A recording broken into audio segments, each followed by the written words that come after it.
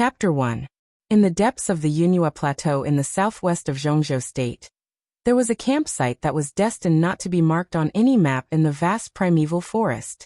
The entire campsite was built inside the primeval forest. In addition to the trees that could shelter it from the wind and rain, there were only a few undulating mountains around it.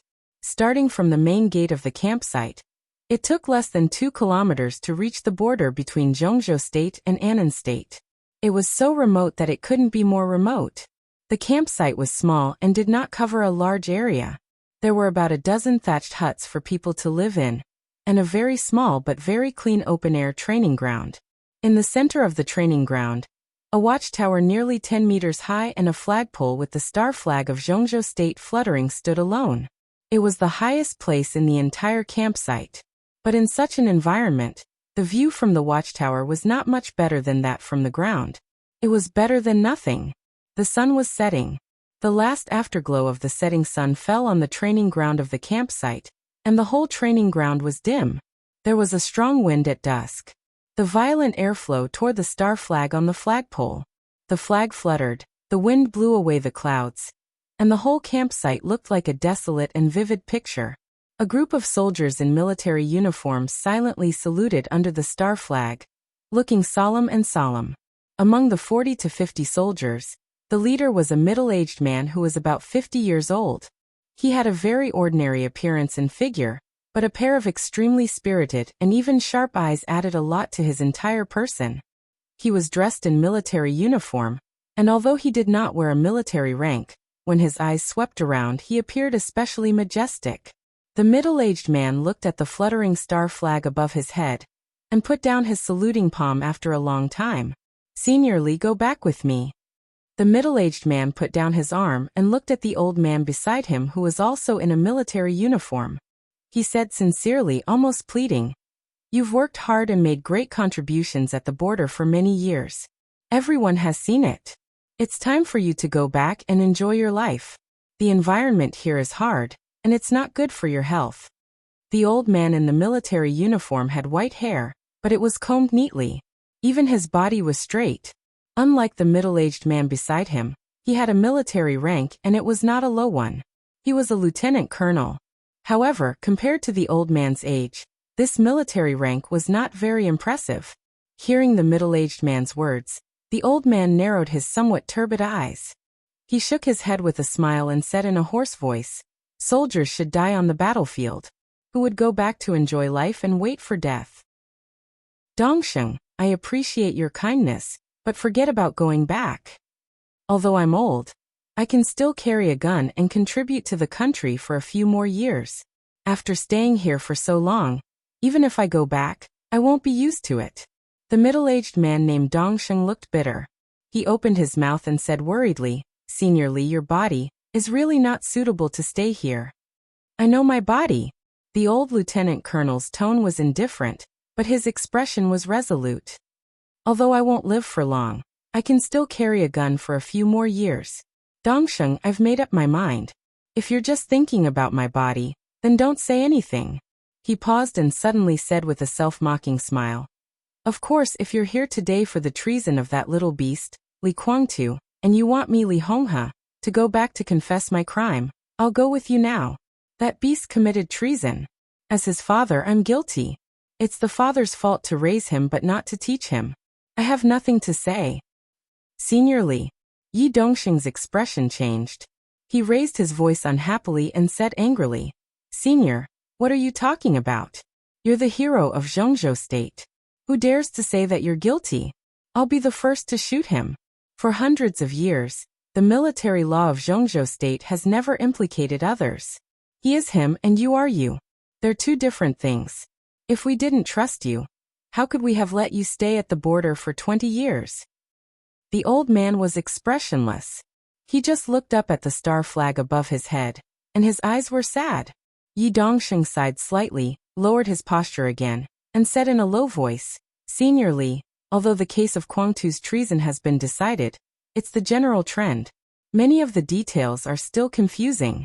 From my personal standpoint, I don't believe that Guangtu would commit treason. Although it's been 20 years, There's still a chance to reverse the verdict if we investigate it carefully. Senior Li, we need a stabilizing force like you to go back to Yuzhou and cheer us on. Li Honghe seemed to be disheartened. He shook his head and said indifferently, forget it. It's meaningless to dig up the things that have passed for so many years. Dongsheng, if you're not here to denounce me, then go back. This place is very suitable for me. I'm an old man who's about to die. If I go to the colorful world of Yuzhou, it'll be a suffering. Don't say any more. Yi Dongsheng opened his mouth and wanted to say something, but he stopped on second thought. At this point, he really couldn't say anything. Senior Li, I'll give you time to think about it. I'll see you again in a year. If you have any requirements, just tell me. I'll do my best to help you. Yi Dongsheng was silent for a while, and then said with a wry smile. Li Honghe just shook his head, indicating that he had no requirements. Yi Dongsheng let out a deep sigh. Without hesitation, he strode toward a helicopter parked in front of the watchtower. The helicopter's rotors roared, and the dust flew. When he was about to walk to the helicopter, Yi Dongsheng suddenly turned around and said loudly, Senior Li, if we can prove Guangtu's innocence and help you wash away your shame, would you like to go back to Yuzhou with me? The dust under the rotors flew up, and Li Honghe's expression became a little vague. He narrowed his eyes, and his voice was not loud, but it clearly sounded in Yi Dongsheng's ears. I'll wait for the good news. Yi Dongsheng nodded and went straight into the cabin. The helicopter began to take off, flying higher and higher. Inside the cabin, Yi Dongsheng sat in the seat, looking at the training ground that was getting smaller and smaller below, and looking at the old man who turned around and walked to the watchtower. He whispered to himself, what are you insisting on? At the same time, in the space on the top floor of the watchtower, when Li Honghe came in, a young man with his back to Li Honghe asked the same question. What are you insisting on? You don't understand. Li Honghe looked at the young man standing in front of the window, and responded with kind eyes. This was a young man who easily gave people a good impression at first glance. He was about 20 years old, thin, and had a face that could only be considered delicate. Perhaps because of years of malnutrition, it looked a little pale. His temperament was very gentle, and his eyes were clear. There was not the slightest sharpness or arrogance in him. He stood calmly at the window of the upper space of the watchtower, looking at the helicopter flying further and further away. His clear eyes were filled with undisguised desire and longing. Gentle as jade, quiet and far away. These words seemed to be the most appropriate to be used on him. Why don't we go? Hearing the old man's answer, the young man finally turned around and said calmly, Grandpa, this should be the 4th time someone has come to ask you to come out of the mountain, right? We can leave, why don't we? We can't go. Li Honghe shook his head and said in a deep voice. Waiting for a good price? The young man raised his eyebrows slightly. We can't help it. Li Honghe said with a wry smile. Tianlan, you won't understand. There are some things that you will only understand when you leave here and go outside. Outside? Li Tianlan muttered to himself, and then said in a self-deprecating tone. Outside. He had heard this word almost since he was a child, and he had heard it countless times. But in fact, his world was only the camp in front of him. More than a year ago, he did go out once, but he went to a more closed environment than here. Outside? What was outside? He looked around silently. The upper floor of the watchtower was similar to a room, but there were windows in all 4 directions for investigation. The room was built of wood, and the outer layer was covered with a layer of tarpaulin, which barely sheltered him from the wind and rain. The furnishings inside the room were also extremely simple. There was only a huge bookshelf full of books, which was very intimidating. On both sides of the bookshelf, there were 2 wooden beds for people to rest. Not far from the bookshelf, there were 2 desks with writing brushes and rice paper on them. That was where the grandfather and grandson usually practiced calligraphy. This was the world Li Tianlan grew up in. He didn't hate the current environment, but after going out once, he was more and more eager to go out and see the scenery outside. But over the years, his grandfather had always restricted him. Every time he asked, his grandfather would tell him that the time was not right. Li Tianlan didn't know when the right time was. But recently, he had become more and more intolerable. Li Tianlan took a deep breath, picked up a piece of white cloth and dipped it in water. He walked to a plaque on the desk and wiped it silently. This plaque could be said to be the most valuable thing in the whole camp. It was a rosewood plaque nearly 2 meters long and 1 meter wide. It was a rare thing even in the top circle of Zhongzhou State, not to mention here. The 2 words on the plaque were natural and smooth, full of the demeanor of a big shot. The Li family. Li Tianlan looked at the 2 words silently and suddenly said, "The man who just came said that he could reverse the verdict for my father? He can reverse the verdict for my son, not for your father, and he won't reverse the verdict for your father." Li Honghe stood in front of the bookshelf, looking at the books on it, and said casually, "Is there a difference?" Li Tianlan raised his eyebrows again. His temperament looked very weak, but the movement of raising his eyebrows made him come alive and gave birth to a fierce momentum. "Of course there is," Li Honghe said calmly. "They don't know I have a grandson. If they know your existence." "Ha!" Li Tianlan's expression was slightly stiff and he didn't speak. Li Honghe suddenly smiled and said to himself, "Yi Dongsheng was brought up by me in those days. I know him better. He said he was worried about my health, and it was not an exaggeration. It is estimated that after he leaves this time, within 3 days he will send 2 private doctors to me. He is considerate." So, Li Tianlan's heart beat instinctively. He didn't know what it meant, but it was very clear that if there were really private doctors coming, this camp would be the first time for outsiders to set foot in it for many years. "So, it's time for you to go out for a walk. It's time." Li Honghe looked at his grandson with a smile. His eyes were gentle, which was a kind of satisfaction and relief from the bottom of his heart. Li Tianlan's body trembled very obviously. He suddenly turned around and looked at Li Honghe. Li Honghe pulled out a book from the bookshelf and opened it. He took out a post and a card from it. He came to Li Tianlan, handed the card and the post to Li Tianlan, and said calmly, "You go today." Li Tianlan took them, his hands trembling violently. The post handed over by his grandfather almost instantly attracted all his attention. The post was all black, except for the silver star flag engraved on the cover. Under the flag, there were 4 small silver words. Sky Academy. There were 2 famous schools in Zhongzhou State that were little known but extremely famous in specific circles. One was called Deep Sea Academy, located in Yuzhou. The other was called Sky Academy, located in Huating. It was the top special warfare academy in Zhongzhou State. It was the gathering place of young elites in Zhongzhou State. The best special warfare team members, the most elite agents, and the most promising martial arts experts gathered together and competed together. The history of the 2 special warfare academies was not long. In just a few decades, they had brilliant generals and could be said to be extremely glorious. In a few decades, the 2 special warfare academies had produced hundreds of generals, countless agents and spies, and several special warfare giants. The outstanding graduates of each session of the Sky Academy and the Deep Sea Academy had considerable autonomy. On the premise of serving the country, they could choose to enter various special warfare departments in Zhongzhou State and would be focused on training. For anyone who had strength and ambition but no backing, an admission letter from the Deep Sea Academy or the Sky Academy was tantamount to a road to heaven. At this time, the black post in Li Tianlan's hand was the admission letter from the Sky Academy. Li Tianlan's heart was in turmoil. His excitement was not only because of the post in his hand, but also because of his father, who made him feel complicated, who also graduated from the Sky Academy and completed his studies with the best results. Did he betray Zhongzhou State back then? He must find out the truth when he went out this time. Li Honghe seemed to know what he was thinking and said calmly, "Don't do what you shouldn't do. Don't rush to investigate your father when you go out this time. It's useless. Your identity must be kept secret. Otherwise, if others know that you are my grandson, you will only die faster. You naturally need to reverse the verdict on your father, but now you are not qualified. At the very least, your achievements can't be weaker than your father's. Only in this way can you be qualified to investigate."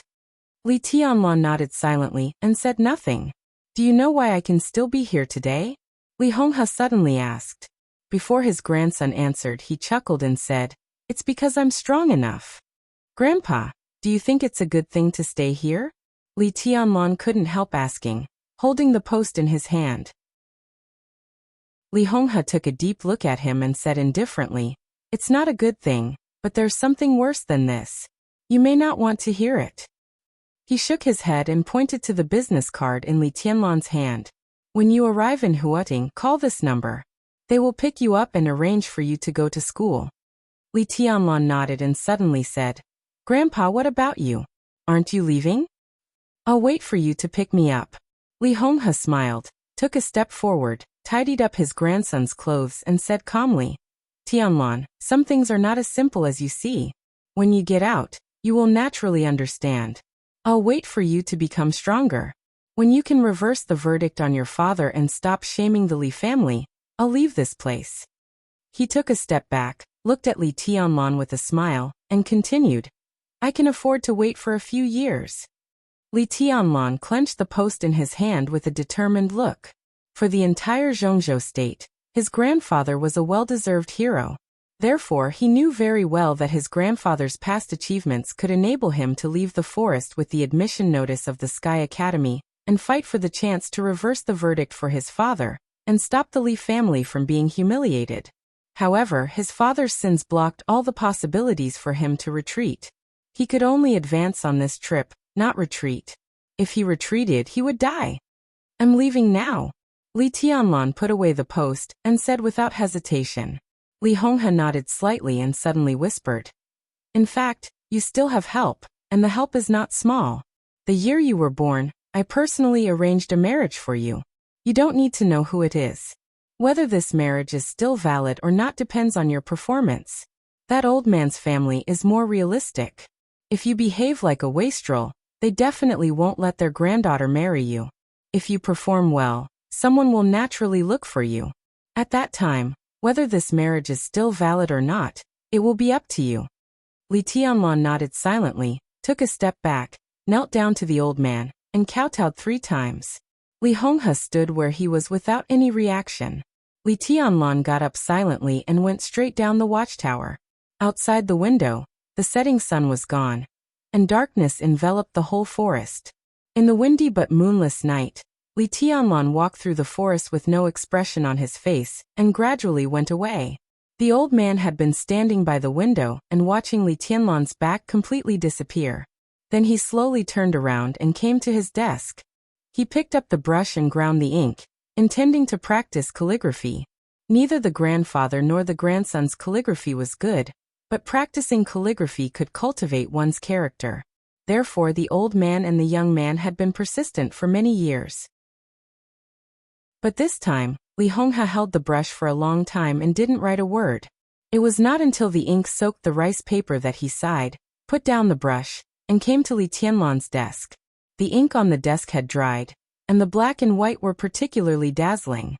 Li Honghe stared at the rice paper, and his pupils suddenly contracted. Different from the small characters that Li Tianlan usually wrote, there was only one big character on the thin xian paper. It was written in an ostentatious and wantonly manner. Between the lines, there was a kind of incisive fierceness. "Kill." Li Honghe suddenly turned back. Li Tianlan's figure had already disappeared outside the window. Only the endless night filled the forest, as long as winter. Chapter 2. In Zhongzhou State, as a city whose importance was second only to the capital, Yuzhou, almost every corner of Huating was bustling with activity 24 hours a day. It was especially so at the station. With the steady rise of Zhongzhou State's status in the world, the development of Huating seemed to have reached a peak. More and more people began to come to this bustling big city to seek opportunities. People came and went in a hurry in the station. Dense crowds could be seen in every corner of the station. So many people. This was Li Tianlan's first impression of Huating. Dressed in coarse clothes and holding a paper bag in his hand, he followed the crowd out of the station. He felt uncomfortable from the inside out. Too many people and too fast. This was the only feeling he had.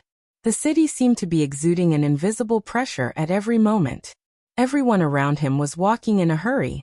This super-fast pace was like a terrible infectious disease. It could easily infect everyone, so everyone's speed became faster and faster. It was as if they wanted to tire themselves to death. Li Tianlan's heart was as still as water.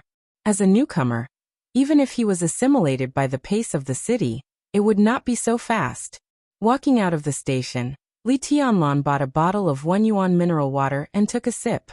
Then he stood there calmly and waited. An hour ago, when he was still on the road, he pulled out the business card in the paper bag and dialed the number on it. He was a bumpkin who had just walked out of the primeval forest. The phone he called was borrowed from a kind-looking ant. The person who answered the phone was a woman who seemed to be very young. She had a cold voice and called herself Flaming Fire, a very strange name that was the opposite of the cold tone. They agreed to meet at the station exit in an hour. Calculating the time, it should be about time. Li Tianlan suddenly chuckled. Flaming Fire. To him, this name had a profound meaning. A young girl who happened to walk past Li Tianlan heard his laughter and subconsciously took a few steps away. She looked at him and frowned slightly, with undisguised disgust in her eyes. Li Tianlan was not ugly, but he was not handsome either. In addition, he was dressed in coarse clothes, holding a bottle of mineral water in his hand and clutching a paper bag that obviously had no money. He looked like a bumpkin who had never seen the world. If such a person giggled at someone for no reason, that person would not be in a good mood. The average-looking young girl glared at Li Tianlan and turned to leave. Li Tianlan took a sip of water and laughed it off. For this city he, who had spent most of his life in the primeval forest, was indeed a bumpkin, but he didn't think there was anything to feel inferior about. Having a grandfather who had experienced ups and downs in life made his 19 years of life full of ups and downs. From the bottom of his heart, Li Tianlan never felt that he was worse than his peers. Now that he had a perfect starting point, he firmly believed that as long as he was given time, he would have what others had sooner or later. And it wouldn't take long. A brand new black Audi slowly drove into the station and finally came to the exit, stopping in front of Li Tianlan. The door of the driver's seat opened, and a woman with a delicate face but a cold face got out of the car. She went straight to Li Tianlan and said with no expression, "Mr. Li? I'm Flaming Fire." "I'm Li Tianlan." Li Tianlan smiled and looked at the woman in front of him with a serious look. She was about 30 years old, less than 1.7 meters tall, and had a delicate appearance, which could even be said to be elegant. She wore no makeup, and her whole person gave people a feeling of a straightforward and efficient person. The only pity was that her expression was too cold, which made people feel a chill in their hearts. If her expression could be more relaxed, it would not be difficult for her to attract the attention of the opposite sex when she walked on the street. The pedestrians nearby also began to look this way, intentionally or unintentionally. Although Flaming Fire's temperament was a little scary, she was still a beauty. Now that a beautiful woman and a famous car suddenly appeared in front of a silly bumpkin, the scene was very strange, and the passers-by were happy to pay more attention to them. Flaming Fire turned a blind eye to the strange eyes around her. After confirming Li Tianlan's identity, she nodded and said, "The boss has come to pick you up in person. Get in the car." As soon as her voice fell, a soft sound came from behind. In Li Tianlan's sight, the rear door of the Audi slowly opened, and a slender and soft calf stepped on a pair of black stilettos and gently knocked on the ground. A tall young figure got out of the back of the Audi and looked at Li Tianlan. At this moment, Li Tianlan only saw a pair of eyes as bright as the Milky Way. Flaming Fire turned around and looked at the boss who suddenly appeared from the car, looking surprised. The woman who took the initiative to get out of the car took 2 steps forward and stepped on the ground with her stilettos. The clear sound seemed to knock on the hearts of all men. Li Tianlan's face was dull. The woman's eyes were complicated. "I'm Wei Bai." After a short silence, she took the initiative to stretch out her hand and said, "Qin Wei Bai." Flaming Fire's eyes became more and more surprised. In the whole of Huading, people who knew her mysterious boss also knew that the boss never shook hands with anyone of the opposite sex. Why was this bumpkin in front of her so preferential treatment? Did the sun rise from the west? "Ah. Oh, I'm Li Tianlan." Li Tianlan suddenly came to his senses and grabbed Qin Weibai's small hand. It was soft and warm, like the rare warm jade in the world. Li Tianlan's heart was in a mess, and for a moment he even blushed. In his 19 years of life, his most proud state of mind was his state of mind. Even if his grandfather, Li Honghe, was harsh to evaluate him, he deserved the evaluation of a heart as still as water, perfect and flawless. But at this moment, his state of mind, which was as still as water, suddenly exploded, and the waves were monstrous. Li Tianlan took a deep breath, and his eyes finally fell on Qin Weibai's face again. The woman in front of him could be said to be the most perfect woman he had ever seen in his life. Her figure was slender and tall. She was at least 1.75 meters tall when she was barefoot. When she wore high heels, it was enough to make most men feel ashamed of their inferiority. Her face could be said to be devastatingly beautiful. The lines were sharp and exquisite, especially her pair of bright eyes. They were calm and deep, and could make any man willingly sink into them. She stood quietly in front of Li Tianlan, letting Li Tianlan hold her little hand, looking cold and indifferent. Like the snow in the sky, like the moon in the clouds. She was ethereal, like a fairy who would fly away with the wind in the next second. Aloof from the world and peerless beauty. This was probably the description of such a woman. Li Tianlan subconsciously tightened his grip. Noticing this detail, Flaming Fire's eyes suddenly turned cold, and a trace of killing intent emerged from her whole body. How sharp was Li Tianlan's perception? Before Flaming Fire could speak, he had already realized his gaffe. He quickly let go of her hand and said, "Sorry, Boss Qin. It doesn't matter. If you want, you can directly call me Weibai in the future."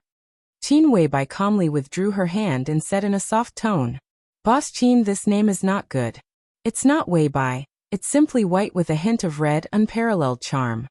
Li Tianlan forced himself to calm down, and said with a smile. Flaming Fire turned her head to one side, and resisted the urge to scold him.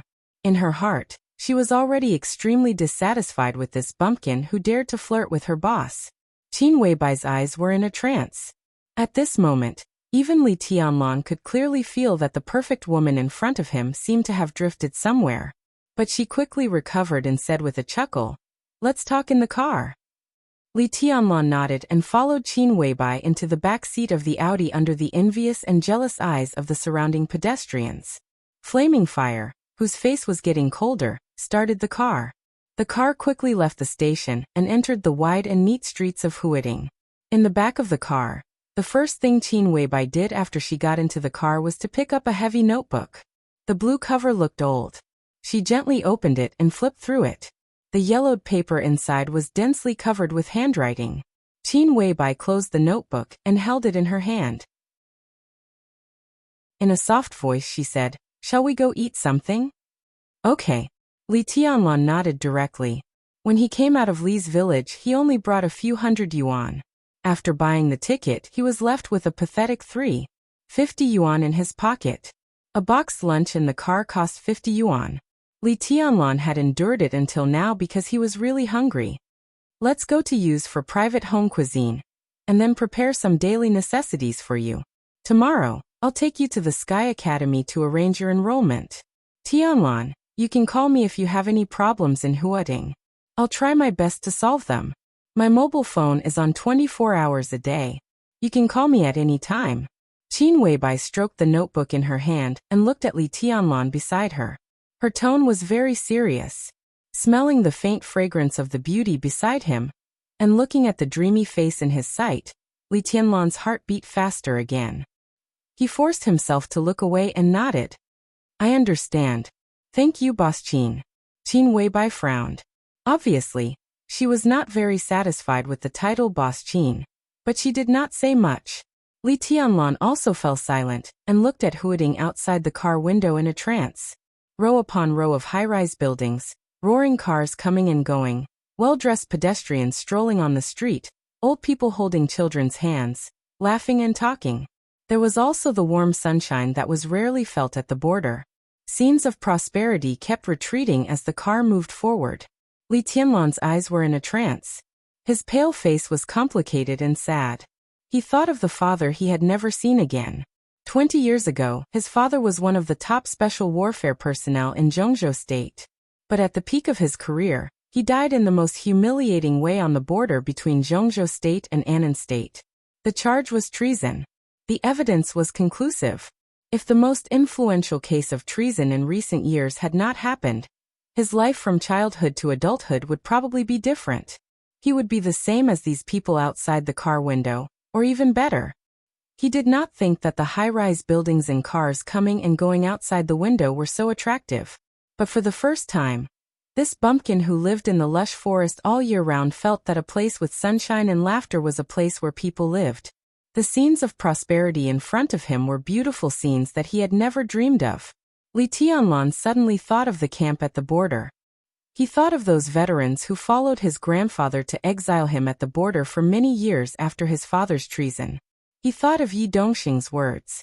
Yi Dongxing said that he could try to reverse the verdict for his father and prove his innocence. If father was really innocent back then who was the one who caused the treason case? Who was it that killed his father? Who are they? What do they want? What is all this for? Li Tianlan did not know who they were, but he was sure that if they really existed, they definitely had the strength to stand at the peak of this city, and even the whole Zhongzhou state. The scene outside the window was getting more and more prosperous. Li Tianlan tightly pursed his lips. He was under pressure, but more than that, he was filled with endless fighting spirit. What are you thinking about? Qin Weibai, who had been looking at Li Tianlan, suddenly asked. They shouldn't live in that kind of place. They really shouldn't. Li Tianlan stared at everything outside the window and muttered to himself. A hint of a smile appeared on Qin Weibai's cold and delicate face. She seemed to have understood what Li Tianlan meant, but at the same time, she seemed to have not. Some people say that Huading is a city that has been desolate for 1,000 years, and a glorious era. This is a miraculous city that rose from zero. Tianlan, what do you think of this comment? Desolate for 1,000 years and a glorious era. Li Tianlan's eyes were still looking out of the window. He smiled and said, how can I do that? Beside him, Qin Weibai sighed softly and subconsciously opened the old heavy notebook in her hand. Hundreds of words appeared vividly on the yellowed paper, like someone's diary. To be fair, the handwriting on the paper was not beautiful, but it had a kind of piercing sharpness. Every stroke penetrated the back of the paper, and every word was as sharp as a sword. Qin Weibai's eyes stopped on the last sentence of the diary, and she was lost in thought. Everything under the sun is an illusion. I come from the darkness with eternal majesty. Chapter 3.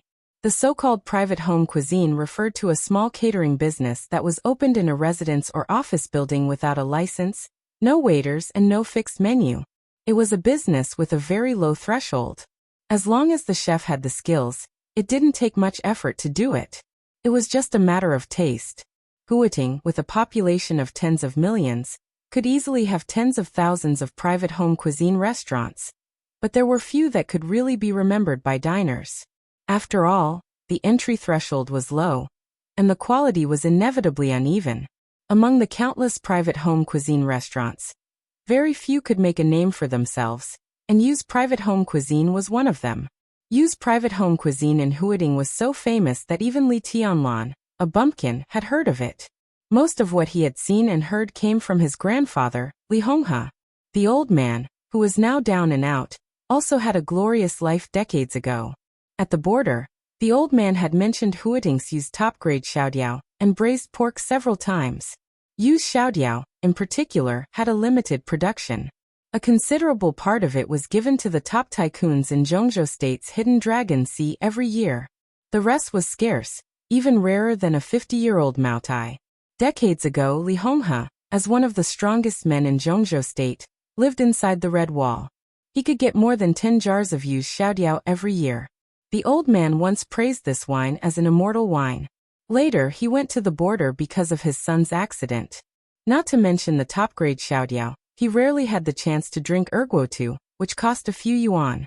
In Li's village, the old man, who was addicted to alcohol, could drink a bottle of erguotu for a week or even a month. He took a sip every time and praised erguotu as an immortal wine. The old man enjoyed himself, but Li Tianlan felt sad. Naturally, he was deeply impressed by Yu's private home cuisine that the old man mentioned several times. The black Audi drove around in the bustling downtown area of Huading, and finally stopped in front of a deep alley. Yu's private home cuisine is in front of us. The car can't get in. We have to walk another 100 meters, Qin Weibai said softly with a notebook in her hand. She seemed to be in a good mood. Her slender legs, which were so long that it made one's mouth dry, were crossed. There was a smile on her dreamy, exquisite face. It was light and shallow, but it added a sense of elegance and serenity to her whole person. Good wine needs no bush. It takes courage to open a restaurant in such a place, even if it's a private restaurant. Li Tianlan sighed with emotion as he looked at the scene in front of him. They had long since left the center of Huating. This place was not a godforsaken place, but no one would deny that it was desolate. There were no high-end residential areas or large companies nearby. Some ordinary people obviously couldn't afford the private home cuisine of Yu's that easily cost tens of thousands of yuan. It was almost impossible to open a private home cuisine restaurant in such a place and have a good business. This place doesn't make money by sales. Yu's private home cuisine has a history of more than 100 years in Huating. Old Master Yu of this generation was the best chef in the Red Wall a few years ago. In the past, his status was no less than that of the royal chefs in the imperial palace. It is said that many high-level officials in Zhongzhou state have a special liking for his cooking. After coming out of the Red Wall, the old man opened Yu's private home cuisine in Huating and soon became famous. However, the old man only cooks 3 tables a day and needs to make reservations 3 days in advance. He never makes an exception, so there is no need for too many people to come here. 3 groups of customers a day are enough. Qin Weibai got out of the car with the notebook in her hand and walked in front to lead the way. An old man with a character. Li Tianlan replied casually, but his eyes involuntarily looked at Qin Weibai's back. From the back, Qin Weibai was still a beautiful sight that would never fade. Her white and tender neck, slender waist, perky buttocks that didn't look fat, and slender and straight legs would make people subconsciously fantasize. A sentence came to Li Tianlan's mind subconsciously. Every move could be a poem. Every frown and smile could be a painting. This kind of perfect charm was simply natural. It was not an exaggeration to say that it could even ruin a country and bring disaster to the people. She really has a character. Some time ago, a senior official of Huating accompanied a leader from the capital to have a meal. Because he didn't make a reservation in advance, he was directly turned away. Even his official identity didn't work. In the end, the 2 senior officials could only swallow it and didn't even dare to say a harsh word. Qin Weibai said as she walked. So fierce. Li Tianlan was a little surprised. The feudal autocratic culture of Zhongzhou state for more than 2,000 years had made the ideology of the official standard go deep into all levels of Zhongzhou state society. It could even be said that it was part of Zhongzhou state's culture. Everyone knew that this kind of dregs of the official was wrong, but it was difficult to change anything. How could an old man who ran a private home cuisine restaurant have the courage to turn away 2 senior officials? This was not something that could be explained by principles at all. Li Tianlan was thoughtful. The oppressive life in the primeval forest from childhood to adulthood didn't make him crazy. Instead, it made his mind extremely active and sharp. He could think of all aspects of anything, no matter how big or small, useful or useless. When he was very young, Li Honghe had taught him the most basic truth. It was always right to think more about anything at any time. Qin Weibai's words seemed very ordinary, but after careful consideration, Li Tianlan always felt that there seemed to be some meaning in her words, with an unfathomable meaning. The old man used to be a chef in the Red Wall for many years and knew many senior officials. One of the big shots especially appreciated the old man's cooking.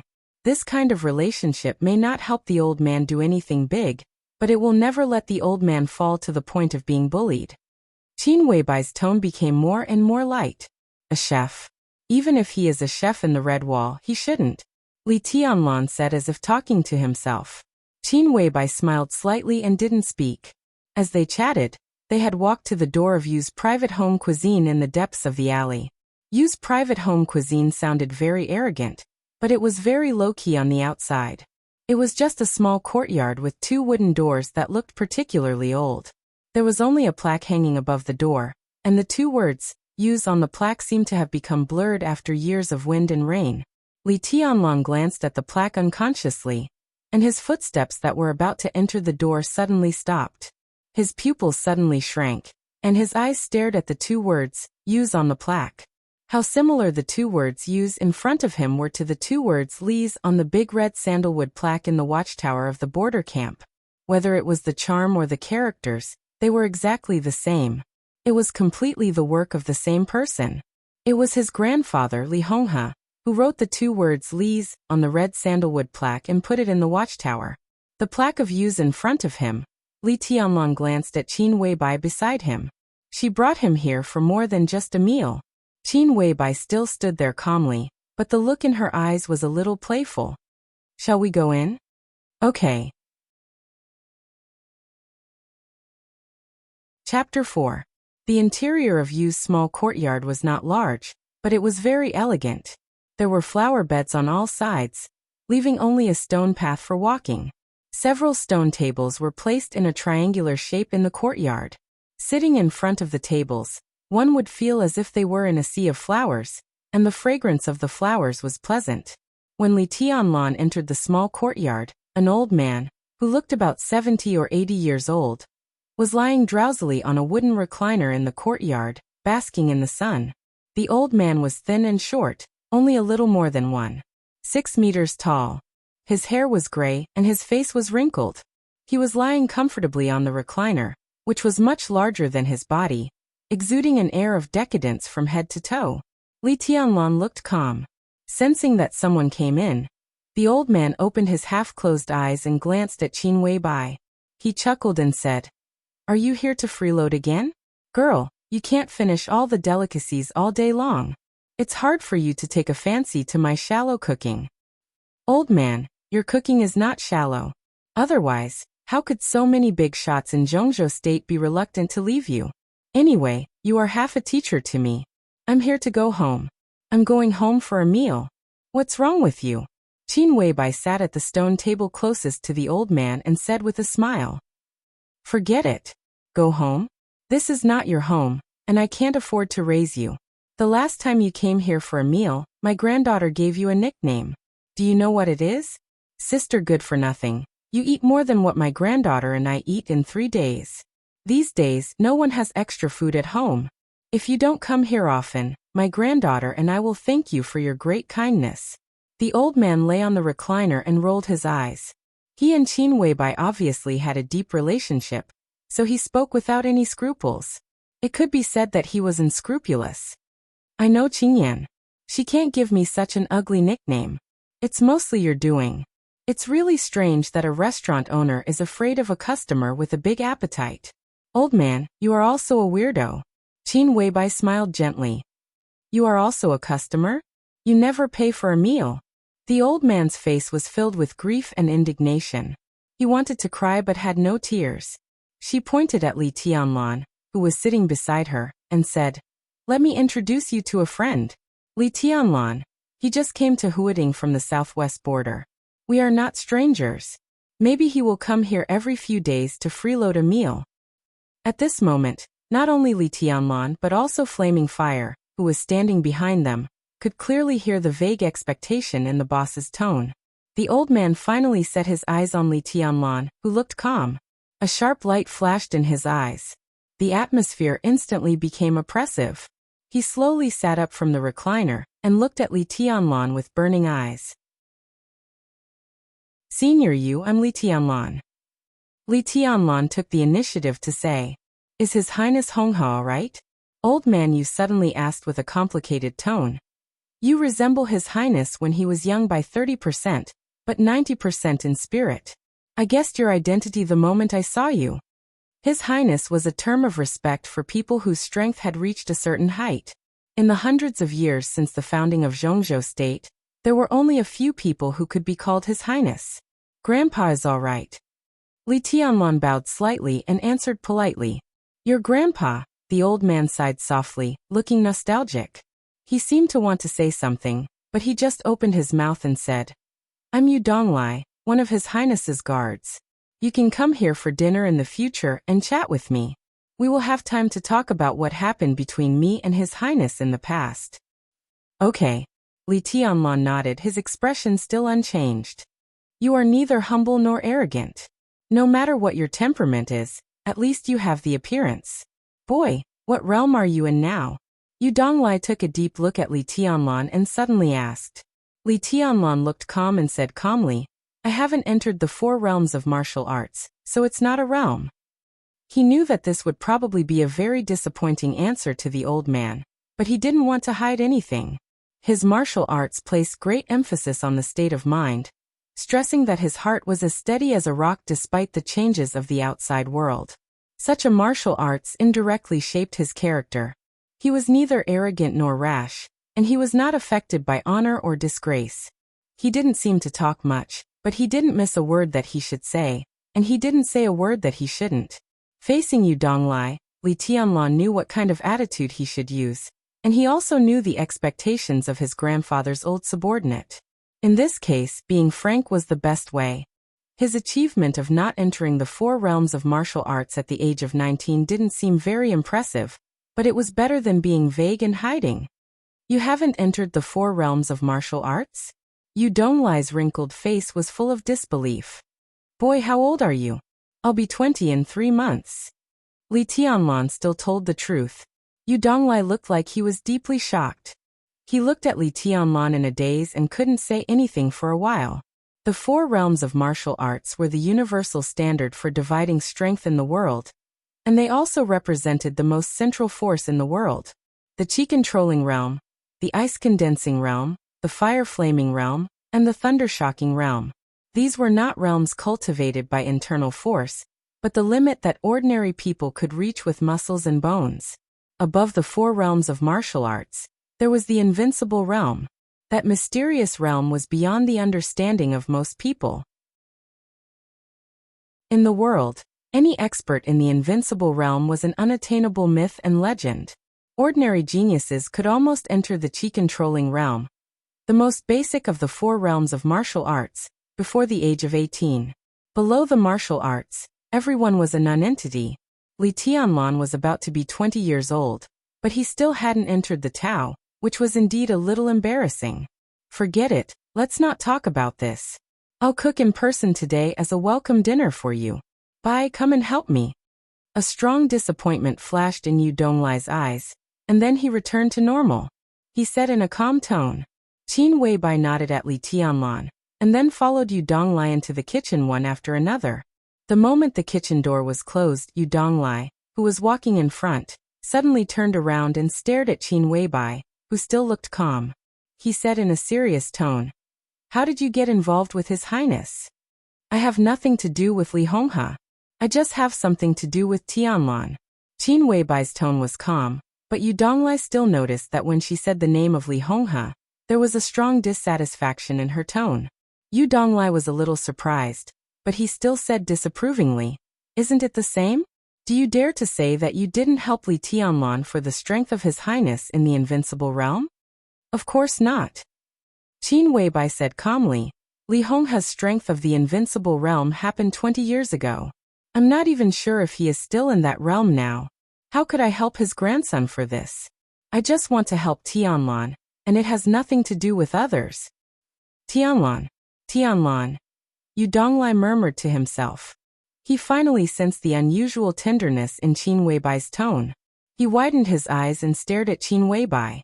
He said in disbelief, Don't tell me that you've fallen for that lad? Qin Weibai didn't admit it or deny it. She took 2 steps forward, picked up an eggplant, washed it, and put it on the panel. How is it possible? That guy is not bad, but he hasn't entered the 4 realms of martial arts at the age of 20. His aptitude is quite ordinary. Moreover, he is 4 or 5 years younger than you, and he looks ordinary. He's just a greenhorn. Under normal circumstances, you wouldn't even know of his existence. It's already an accident that you can get in touch with His Highness Honghe. Now you actually. It doesn't make sense at all. Yu Donglai looked as if he had seen a ghost. You don't understand. Qin Weibai said calmly with her back to Yu Donglai. Yes, I don't understand, but I understand the current situation. No one knows Li Tianlan's identity for the time being, right? But how long can this secret be hidden? A year? Or 2 years? Once his identity is exposed, how many people want to kill him, whether because of the treason case or because of his identity as Li Honghe's grandson? Too many to count. How long can he, an ordinary person who can't even enter the martial arts, live? You're asking for a big trouble for yourself, Yu Donglai said with a sneer on his face. Qin Weibai paused and said calmly, "So, old man, you're going to turn a blind eye to Tianlan coming to Huading?" Yu Donglai was silent. After a long time he said calmly, "His Highness has done me a great favor. I can't stay out of Li Tianlan's affairs, but there's not much I can do. His aptitude is ordinary. If he's willing to be an ordinary person, I should be able to keep him alive with the help of the balance of various forces. This is a situation that everyone can accept. Of course, the premise is that you don't get involved with him." What Yu Donglai said was from the bottom of his heart. Qin Weibai's power was not great at the moment, but she had terrifying potential.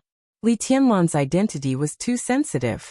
Once his sensitive identity was combined with Qin Weibai's potential, he was afraid that many people would not hesitate to kill the two of them. When Yu Donglai arrived, he would not even be able to stop them. The Li family had withdrawn from the special warfare system of Zhongzhou State for 20 years. Both the enemies and those who had benefited from it were unwilling to see the Li family rise again. "Both can accept it?" Qin Weibai said coldly. "At least I can't, and neither can Tianlan. Old man, what do you think Tianlan came to Huating for? If he just wanted to be an ordinary person, wouldn't it be better for him to stay at the border?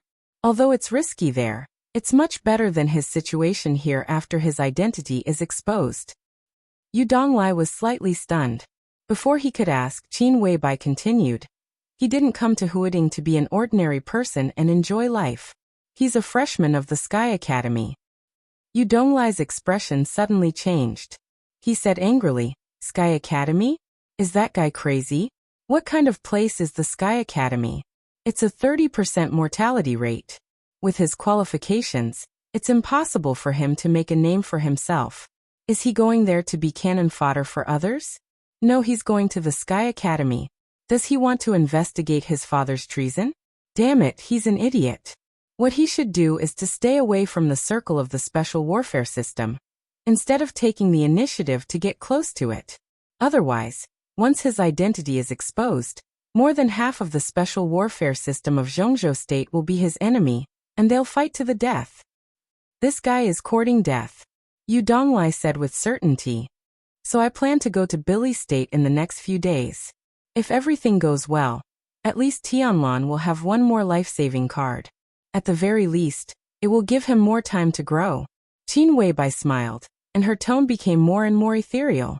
Yu Donglai's palm shook, and a piece of streaky pork he had just taken out fell to the ground. You're crazy. You'd better not touch things that don't belong to you. Don't you understand such a simple truth?" The old man shouted in exasperation. "What I like is mine. That's my truth." Qin Weibai's tone was calm, and her momentum suddenly changed, becoming cold and domineering. Yu Donglai felt powerless. Once in Zhongzhou State, an eccentric Taoist who was regarded as a half-immortal by countless bigwigs had commented on all the heroes in Zhongzhou State one by one. When that eccentric Taoist commented on the patriarch of a top wealthy family in Zhongzhou State, he directly used the phrase saint inside and king outside to summarize. This comment was still widely spread, and some people still remembered it clearly. With everything Qin Weibai had now, she was naturally not in the eccentric Taoist's eyes, nor was she qualified to be on the list of people to be commented on. But few people knew that when that eccentric Taoist traveled in Huading, he once met Qin Weibai, who was just over 20 years old at that time, and also gave her a forward comment. It was completely opposite to the comment of that patriarch of a top wealthy family, king inside and saint outside. This young woman, who was now known and remembered by more and more people in Huading, never had any room for change or compromise when she decided on something. Yu Donglai could not stop her, and no one could. If you can really come back alive, Li Tianlan will indeed have one more life-saving trump card in the Sky Academy. But is it all worth it? The old man picked up another piece of streaky pork, and asked in a complicated tone. Before Qin Weibai could continue, he said again, I have no choice. He is the grandson of His Highness. In any case, I will protect him even if I have to sacrifice my old bones. But you don't have to do this at all. I'm really curious about how you know that guy. It's totally inexplicable. Qin Weibai, who was chopping vegetables with a kitchen knife, looked at him with gentle eyes and murmured softly, a long, long time ago, before he knew it, I knew him. She took a deep breath and said slowly, Old man, I know you have a close relationship with the headmaster of the Sky Academy, and it's hard for me to speak to them. This time, when Tianlan enters the Sky Academy, I hope you can help him when necessary. We'll see about this later. Yu Donglai said impatiently and then said, But I still can't figure it out. There's really nothing special about this guy. If he wasn't the grandson of His Highness, I wouldn't even take a look at him. I think that Wang Xiaoyao is more suitable for you. That man has been pursuing you for several years. It can be said that he's infatuated. He doesn't deserve me. Qin Weibai raised her eyebrows. In an instant, she was in high spirits, showing her peerless elegance. In the next hundreds of years, if the world can only remember one person, then it must be my man. Wang Xiaoyao can't do this. He doesn't deserve me. Then can Li Tianlan outside do this? If I want to comment on this guy, I can only say one word, sloppy and ordinary. Yu Donglai said grumpily.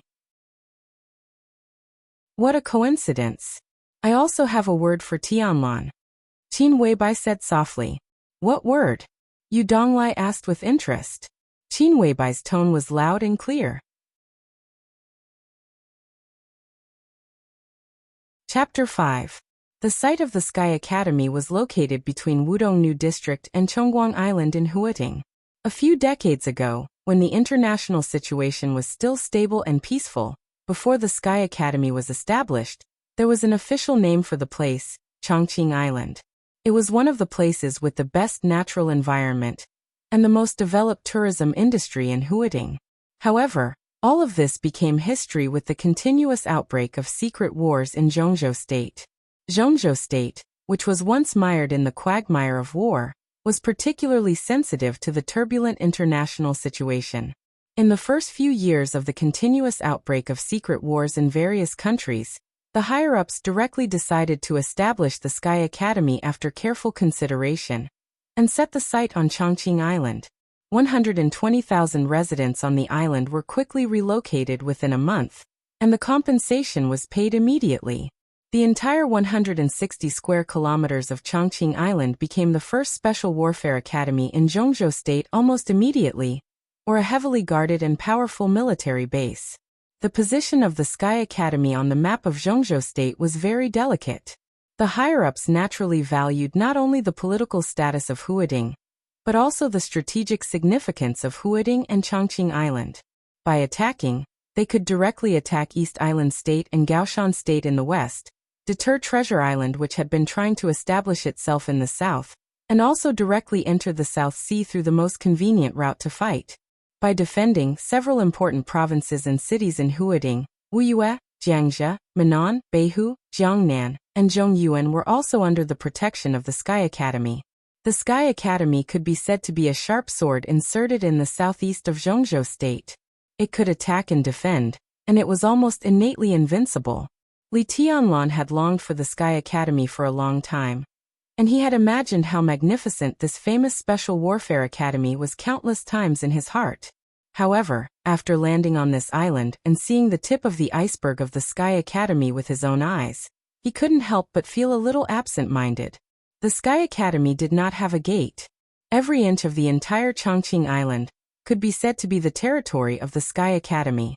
On such a land that was enough for more than 100,000 people to live happily, there were now less than 3,000 teachers and students in the Sky Academy.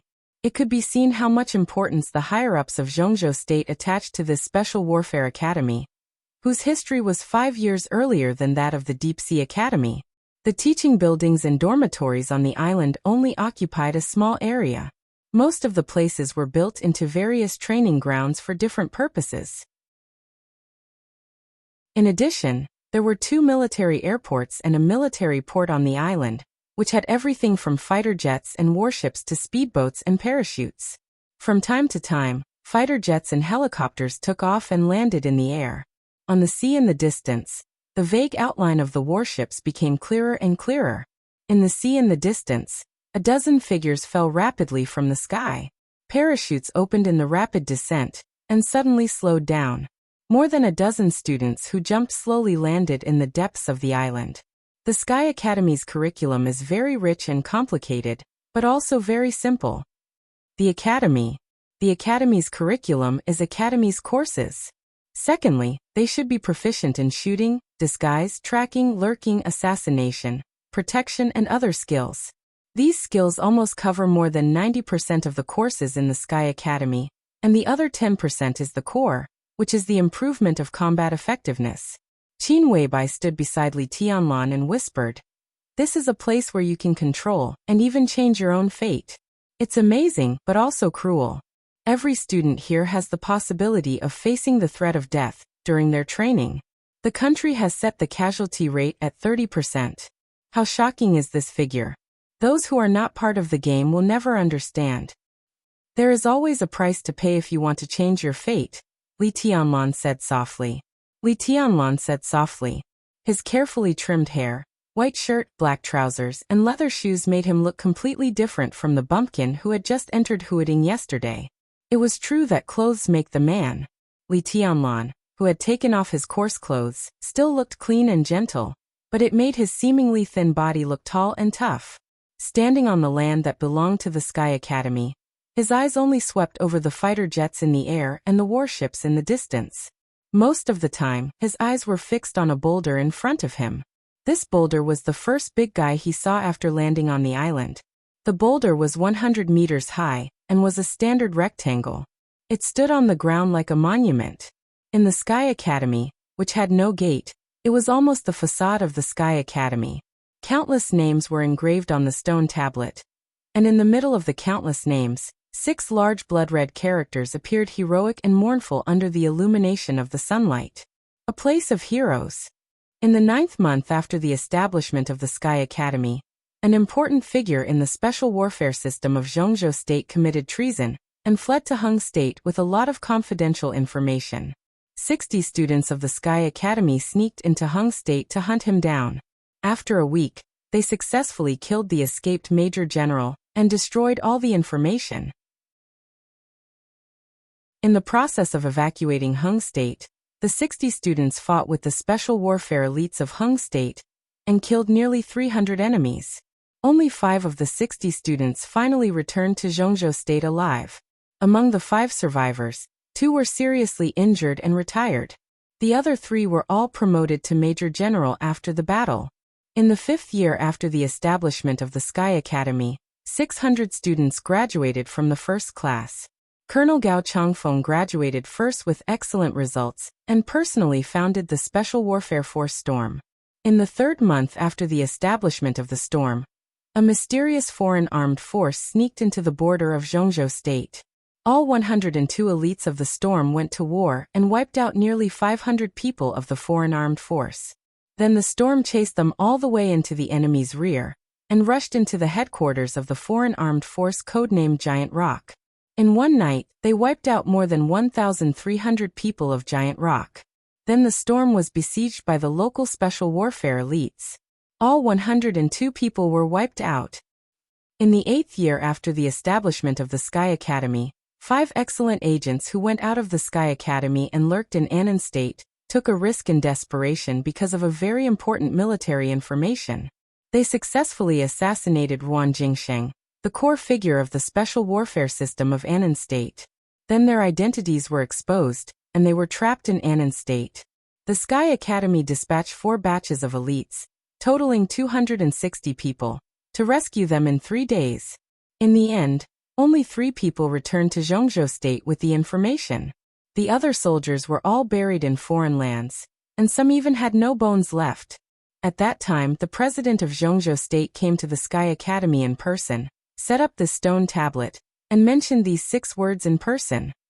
From then on, The headmaster of the Sky Academy would personally engrave the names of every soldier and agent who graduated from the Sky Academy after their sacrifice. Boy, do you see? The stone tablet in front of you is engraved with the names of almost all the victims of the Sky Academy. For decades, only one student who graduated from the Sky Academy did not have his name appear on it after his death. Instead, he became a disgrace to the Sky Academy. Boy, do you know who he is? Yu Donglai, who came here with Qin Weibai and Li Tianlan, suddenly asked. The old man was accompanied by a girl who was about the same age as Li Tianlan, or even younger. She wore a pure white dress and had bright eyes and white teeth. She looked gentle and quiet, like a pure and flawless white lotus. She felt the sharpness of Yu Donglai's tone. She stretched out her small hand and gently pulled Yu Donglai's cuff. Yu Donglai was unmoved and just looked at Li Tianlan calmly. Qin Weibai's expression changed, but she did not speak in the end. I know, Li Tianlan said in a calm tone, and said nothing more. His father was a student of the Sky Academy, and he graduated with the most perfect results.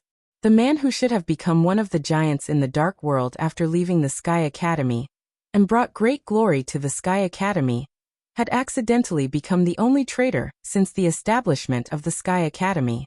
This was a disgrace to Zhongzhou State, and also the deepest hidden scar of the Sky Academy. If there was only one name missing on this stone tablet, which was engraved with the words Land of Heroes, Li Tianlan did not need to think to know who the missing name was. If it weren't for the heavy loss caused to Zhongzhou State by the treason case full of inside stories, the Sky Academy would definitely be more glorious today. At least, it wouldn't be overshadowed by the Deep Sea Academy, and it would be more worthy of the name, the place where heroes come from. Yu Donglai glanced at Li Tianlan and said in a melancholy tone. He paused for a moment before continuing. Then some people wouldn't be so arrogant. Li Tianlan suddenly turned around. His eyes, which had been calm as water, suddenly became as sharp as a sword. He looked directly at Yu Donglai and asked, Senior Yu, who are you talking about? Yu Donglai was expressionless. He just waved his hand and said to the girl beside him, Qingyan, go and register with your brother Li. I'm going to visit your grandpa Zhuang with your sister Little Bai. We'll meet you in the dormitory area later. Yu Qingyan, who was dressed in a white dress, answered obediently. She looked at Li Tianlan and called him Brother Li. Like Li Tianlan, she was also a student of the Sky Academy this year. She was pure and kind, but had a good aptitude for martial arts. After having lunch at Yu's private restaurant yesterday and leaving, Qin Weibai specifically mentioned Yu Qingyan to him, and said that she had infinite potential.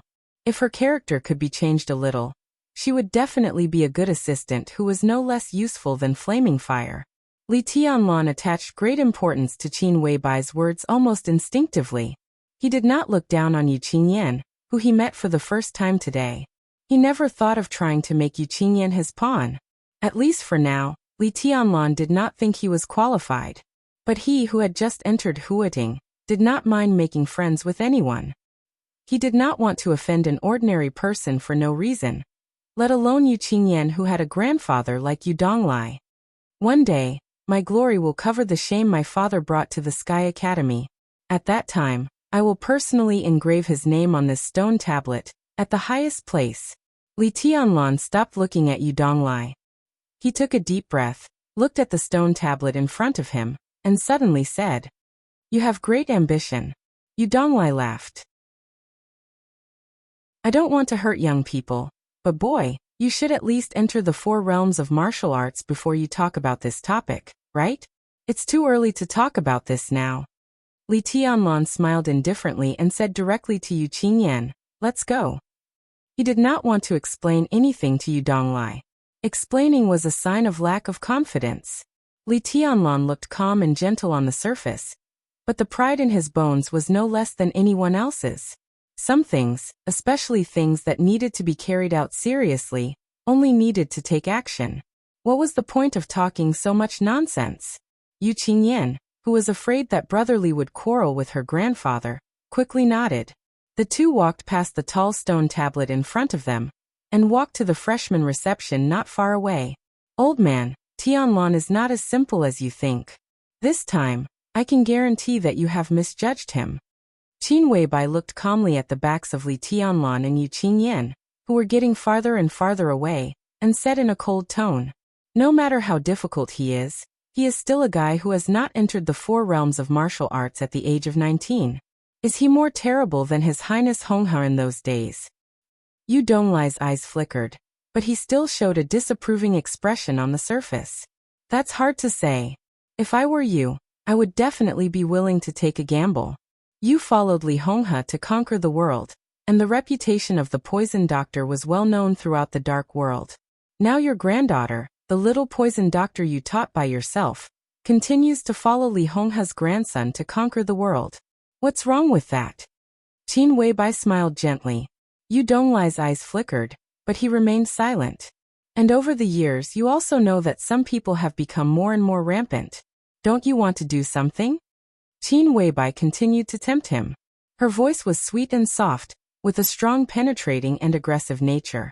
Coupled with her dreamy appearance, even if a woman like her said nonsense, people who heard her would subconsciously think about it seriously. Qin Weibai's eyes lit up. "The other party is powerful. What can I do?" Yu Donglai said lightly with a self-mocking smile. "You can't do anything, but it doesn't mean that Tianlan can't. Old man, when we meet the headmaster of the Sky Academy, Zhuang Huayang, I hope you can help Tianlan once. How about helping me?" Qin Weibai said while looking at Li Tianlan's back. Yu Donglai remained silent. In fact, from the bottom of his heart, he really didn't want to help. It was not that he didn't want to help Li Tianlan, but in Yu Donglai's mind, letting Li Tianlan stay in the Sky Academy quietly and graduate safely was the best protection for him.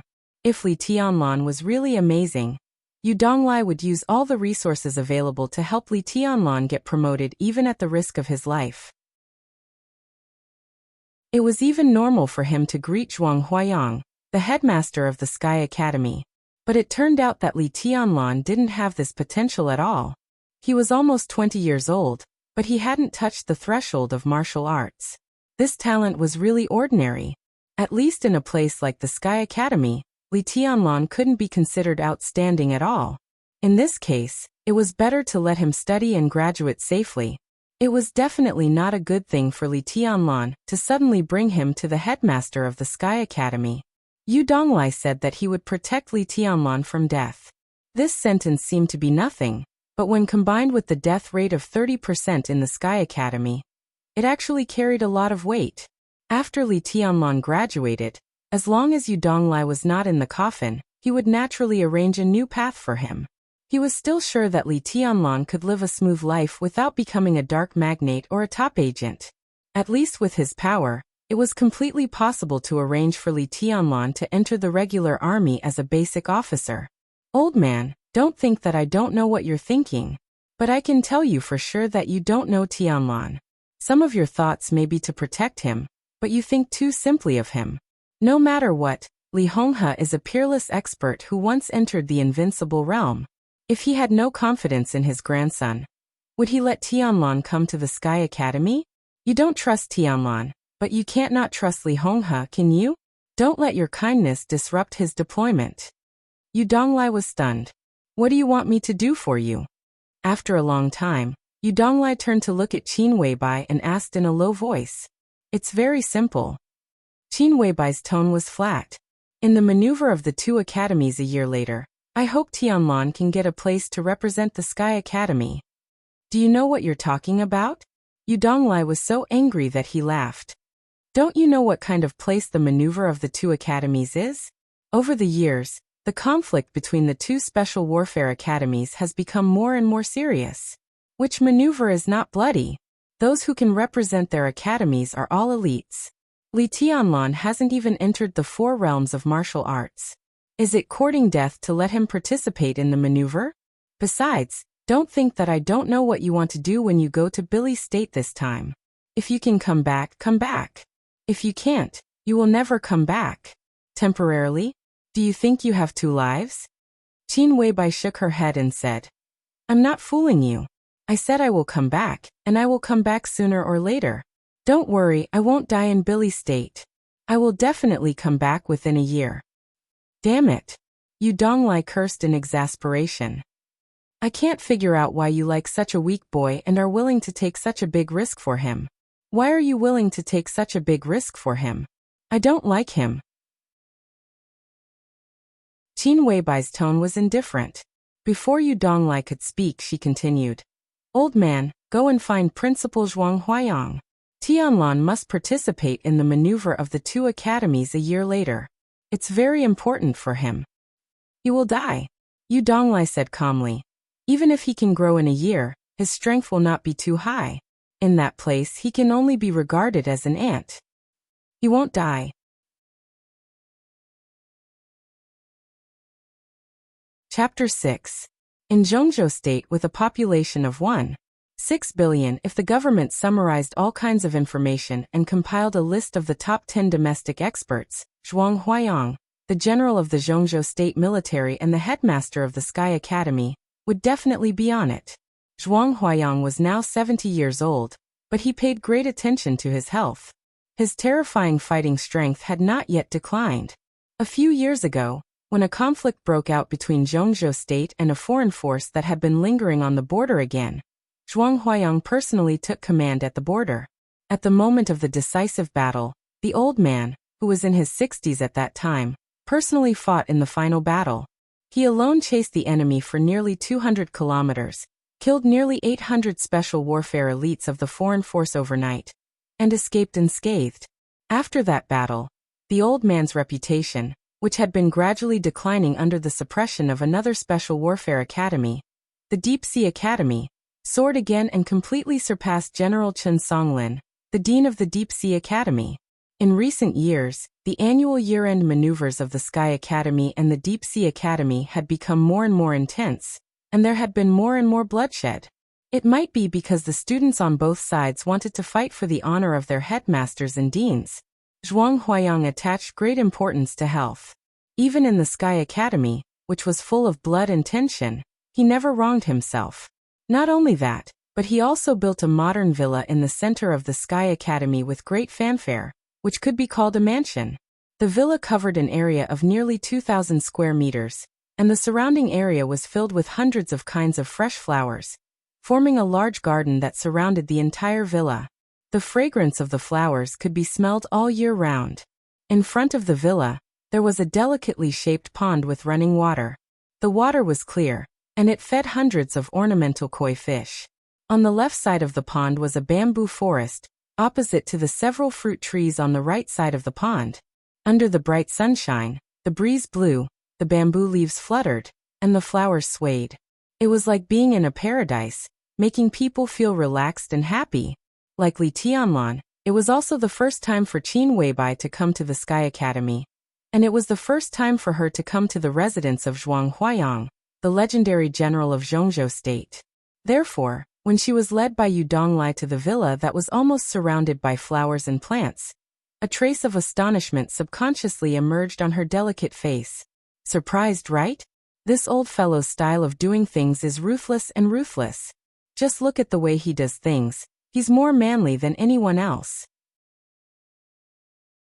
But deep down in his bones, he likes to fiddle with these flowers and plants, saying that it can cultivate one's body and mind. When I was young, I scoffed at this, but in recent years, I've really accepted it. If it was 20 years ago, in terms of combat strength, I would definitely be able to suppress this old fellow if I used all my methods. But now, I guess it's only qualified to cause some trouble for this old guy. This guy is very particular about food, clothing, housing, and transportation. It can be said that every detail is meticulous.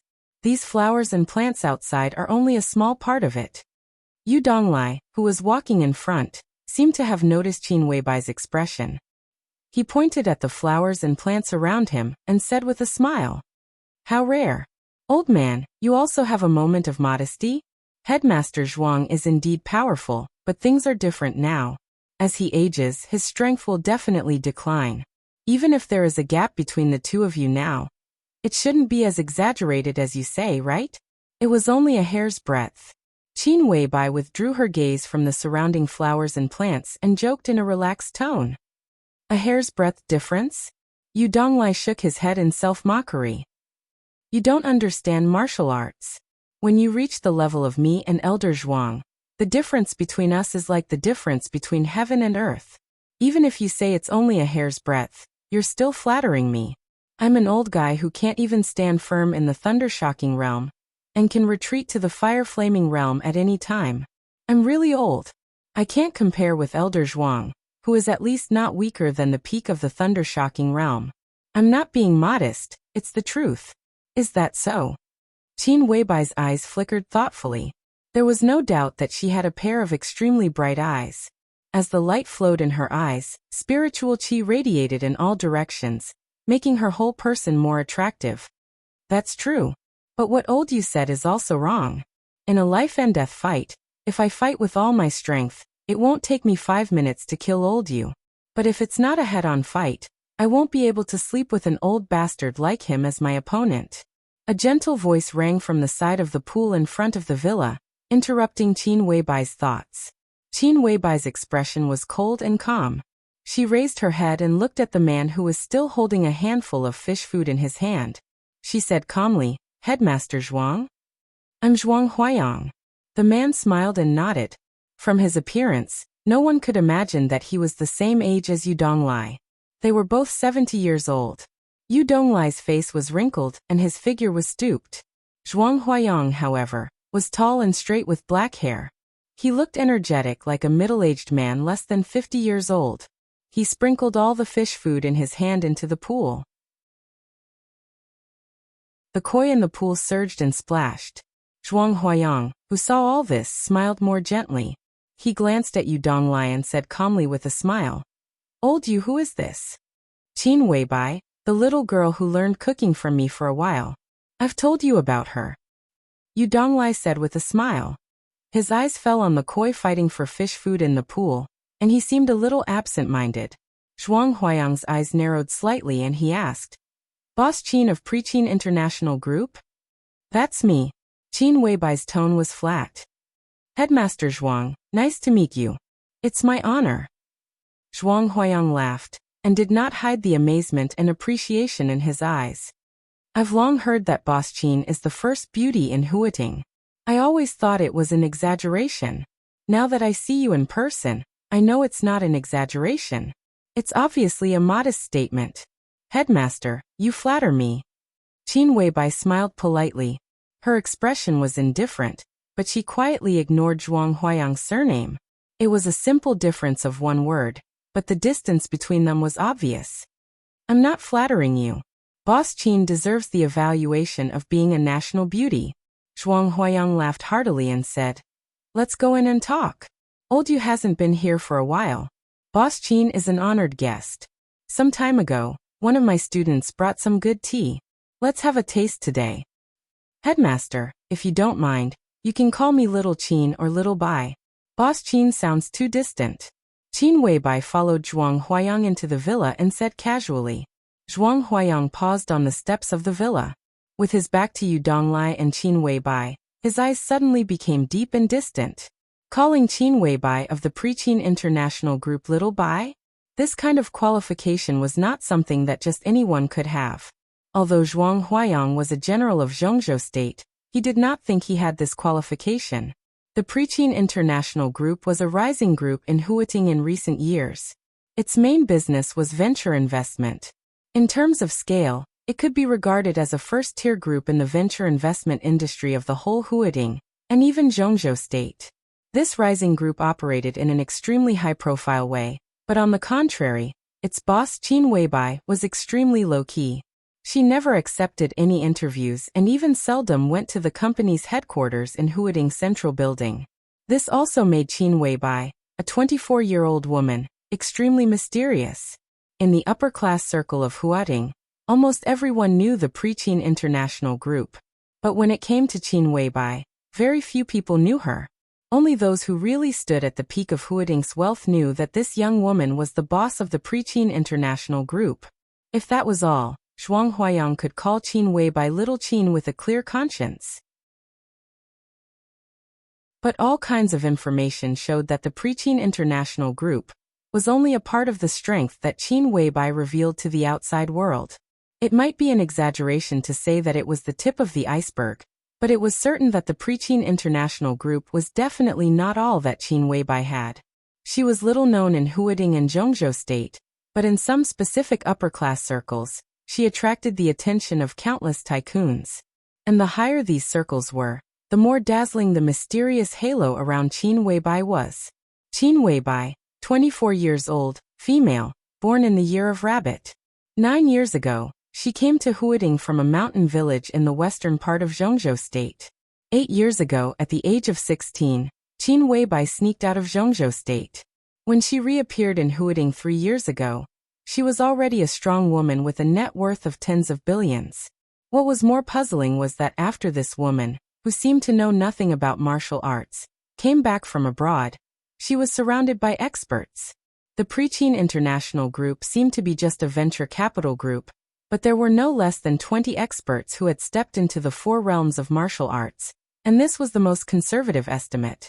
In Zhongzhou State, which had a population of 1.6 billion, how many people could enter the 4 realms of martial arts? There were not many people who could even enter the most basic chi controlling realm. But a venture capital company had so many experts. Of course, it attracted the attention of Huading and the Ministry of State Security of Zhongzhou State. The investigation team of the Ministry of State Security entered Huading directly without hesitation. A senior deputy minister, who was famous for his combat capability, personally led the team. The investigation could be said to be with great fanfare, but in the end, it came to nothing. It was said that during the investigation, Qin Weibai personally went to Yuzhou, the capital, and then naturally entered the vision of the high-level officials. In less than 3 days after that, the investigation team of the Ministry of State Security completely withdrew, and the development of the Preqin International Group went smoothly from then on. Even though Zhuang Huayang was a general of Zhongzhou State, he was still a little confused about Qin Weibai's affairs. He could vaguely sense that Qin Weibai had at least some connections in the capital, and it was even very likely that she was a big shot in the political circle. But this speculation was just speculation, and it had not been confirmed. After the investigation team of the Ministry of State Security withdrew from Huading that year, the Preqin International Group had never received any help from any force in the capital. While a few people in Huading were still speculating about Qin Weibai's background, this young woman, who was only in her 20s, showed most people a series of domineering, cold and sharp means. In general, Qin Weibai was very likely to be a person with a great background, or she could also be a woman without any force behind her. But in any case, no one was qualified to look down on such a young woman, who dared to sneak out of the country at the age of 10, and spent less than 10 years to accumulate such a large family fortune. Zhuang Huayang did not know what kind of power Qin Weibai had, but he was sure that even if the power in her hands was not enough to shake him, a general of Zhongzhou State, at least there was no need for her to take the initiative to come to flatter him. In this way, Zhuang Huayang could almost be sure that Boss Qin suddenly came to him today, because she had a request. The 3 of them entered the luxuriously decorated villa one after another. Instead of entering the study, they directly sat down in the living room. While Zhuang Huayang personally took out the tea set and added water to boil the tea, the old headmaster of the Sky Academy glanced at Qin Weibai, who was sitting elegantly on the sofa. He suddenly smiled and said, "Boss Qin, you don't come to me without a reason today, do you? I like to come straight to the point, so if you have any requests for me, Boss Qin, just tell me. If I can do it, I won't refuse. If I can't, I will also tell you clearly. After making the business clear, I will call you Little Bai, and I will feel at ease. Don't you think so?" Qin Weibai and Yu Donglai were stunned at the same time. Ahem. Old Zhuang. Yu Donglai coughed dryly. As soon as he opened his mouth, he was interrupted by Zhuang Huayang with a wave of his hand and a smile. "Old Yu, don't talk. Today is the day of admission to the Sky Academy, but I have already handled the matter of Qin Yan, so I'm sure that you have nothing to do. Today, you specially came here because you were asked to be a lobbyist by Boss Qin, right? Now that Boss Qin is in front of you, what else do you need to say? Isn't it better to listen to her? That's it. Boss Qin, let's get down to business first. After that, let's have tea." Yu Donglai gave a wry smile and looked at Qin Weibai awkwardly.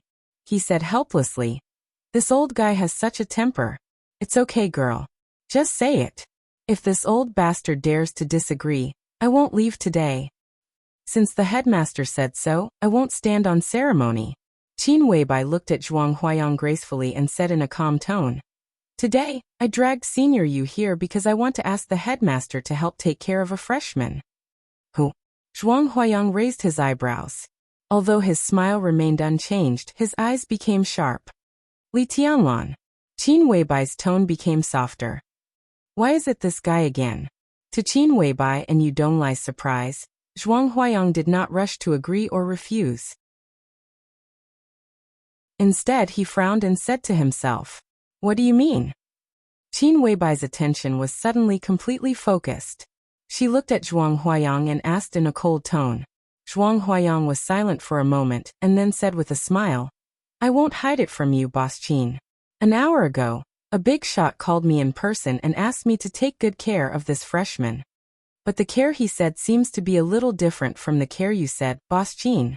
He told me that he would train Li Tianlan hard. If he killed him, he would give my son a promotion and a raise, and I could be the headmaster for one more term.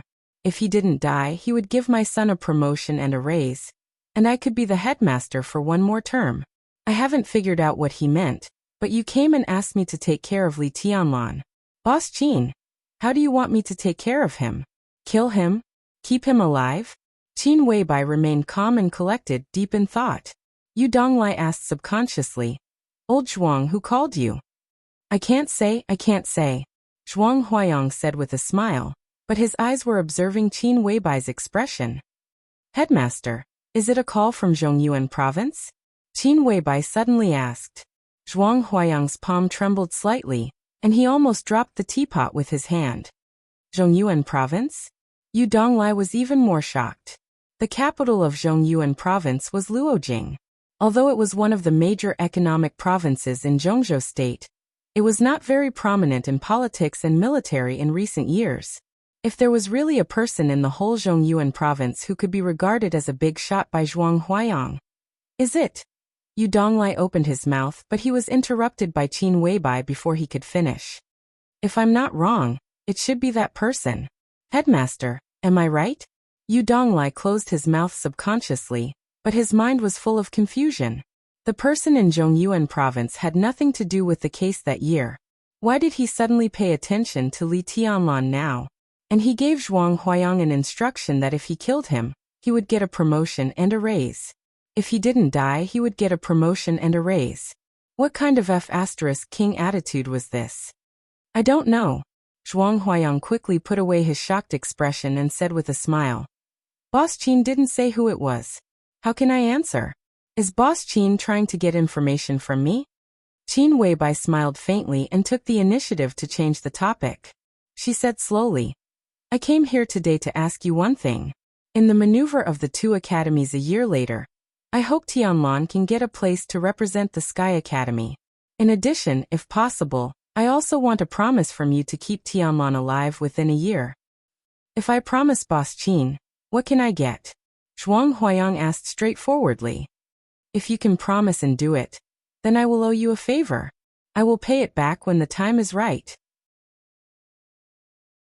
Qin Weibai came empty-handed, and as expected, she didn't take anything with her. She just gave a verbal promise. An empty promise? Zhuang Huayang laughed and said, What if I don't promise? Qin Weibai lowered her eyebrows, and her unrealistically beautiful face suddenly looked obedient and docile. But her words had nothing to do with being obedient and docile. From the beginning of my career to the present, as long as I want to owe someone a favor, it seems that no one has the right to refuse, even if he is the headmaster of the Sky Academy. Yu Donglai's expression froze. He suddenly felt that this conversation might be bad. Zhuang Huayang didn't fly into a rage. Instead, he narrowed his eyes and gave her a thumbs up. Good courage. I'm flattered. Qin Weibai's tone grew calmer. Headmaster, I'm leaving Zhongzhou State tonight. I'll be back in a year at the latest. During this period, if anything happens to Tianlan in the Sky Academy, the entire Sky Academy will be my mortal enemy. I won't rest until I'm dead, including your entire family. Strong, domineering, crazy. Under the ethereal appearance like an exiled immortal, this was the real Qin Weibai. Little Bai. Yu Donglai's face suddenly changed. This girl was going crazy. Boss Qin, are you threatening me? Zhuang Huayang's smile completely disappeared and he asked in a gloomy tone. It's not a threat. It's just, I really can't lose or miss it. Qin Weibai looked at the boiling water in the teapot and muttered to herself absent-mindedly. Zhuang Huayang looked at Qin Weibai, who was obviously in a trance, and his gloomy face gradually eased. After a while he said lightly, I hope Boss Qin's favor will be as valuable as ever. I'm sure I won't let you down, headmaster. Qin Weibai stood up without hesitation and said, goodbye. She nodded to Yu Donglai and went straight out of the door. This conversation could be said to end on bad terms, but she got what she wanted. At least she didn't come in vain. In the villa, Zhuang Huayang and Yu Donglai looked at each other. After a long time, Zhuang Huayang smiled and murmured to himself, little girls nowadays are amazing. Old Zhuang, don't think that little Bai was just joking. She was serious. If she goes crazy, it's hard to say what will happen to the Sky Academy. At least you won't have an easy time. I'm not trying to make trouble for you, but I'm just taking care of a freshman. I'll do it conveniently if I can. At least it's better than having a mysterious opponent with infinite potential, right? Yu Donglai looked at Zhuang Huayang with a solemn expression and said, That's right. Zhuang Huayang nodded with a smile. But before taking care of this guy, I should at least see how good he is and how he deserves my care, right? Who on earth is this little guy who can attract the attention of the big shot in the Central Plains and Qin Weibai? Yu Donglai wanted to say something but stopped on second thought. In the end he said nothing. Zhuang Huayang picked up the phone next to the sofa and dialed a number. He narrowed his eyes and said with a smile, Qin Ke, there's a freshman named Li Tianlan. Pay attention to him. Find a young and promising teacher, and test his strength. Remember, don't kill him. Take action tonight. The headmaster of the Sky Academy hung up the phone after he finished speaking. Then he looked at Yu Donglai and said with a smile, How about it, old guy? Stay and watch a good show today? Okay.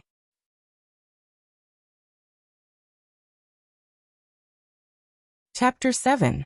Room 601, Unit 1, Building 1, Area A. This was the dormitory assigned to Li Tianlan by the Sky Academy. The reception work of the new students at the Sky Academy was ridiculously simple. After confirming that the admission notices in Li Tianlan and Yu Qingyan's hands were authentic, the senior sister in charge of the reception of the new students simply entered their basic information into the archive and told them their respective dormitory numbers. She did not intend to personally lead the way for the juniors at all, and even skipped the procedure of giving directions. Li Tianlan was not surprised. From the very beginning, he knew that this was a special warfare academy full of cruel competition, so he didn't expect any human kindness here. He and Yu Qingyan took the free school bus to the dormitory area. After a brief goodbye at the gate of the dormitory area, Li Tianlan went directly to his dormitory. Although it was called a dormitory, it was actually a set of finely furnished apartments. The dormitory area of the Sky Academy was very large. There were nearly 30 dormitory buildings, all of which were 7-story buildings. There was no difference between the inside and outside of the building and ordinary old-fashioned apartments. There were 2 apartments on each floor, all of which had 3 bedrooms and 1 living room. Each apartment was a dormitory, and 1 person had 1 room.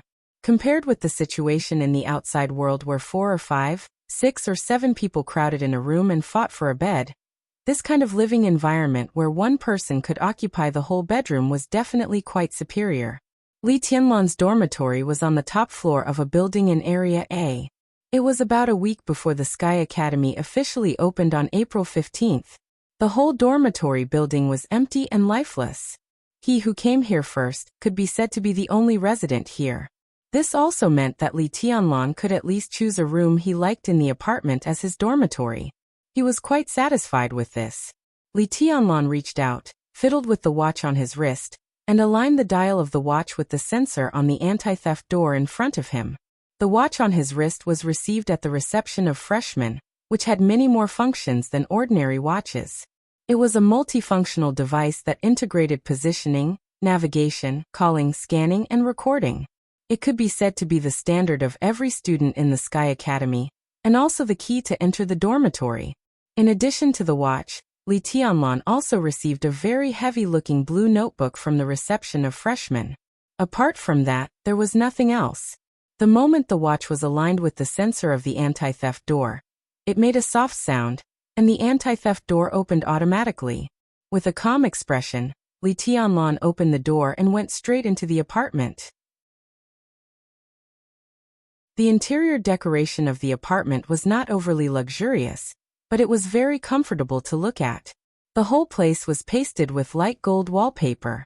All the appliances in the kitchen, dining room, and bathroom were brand new.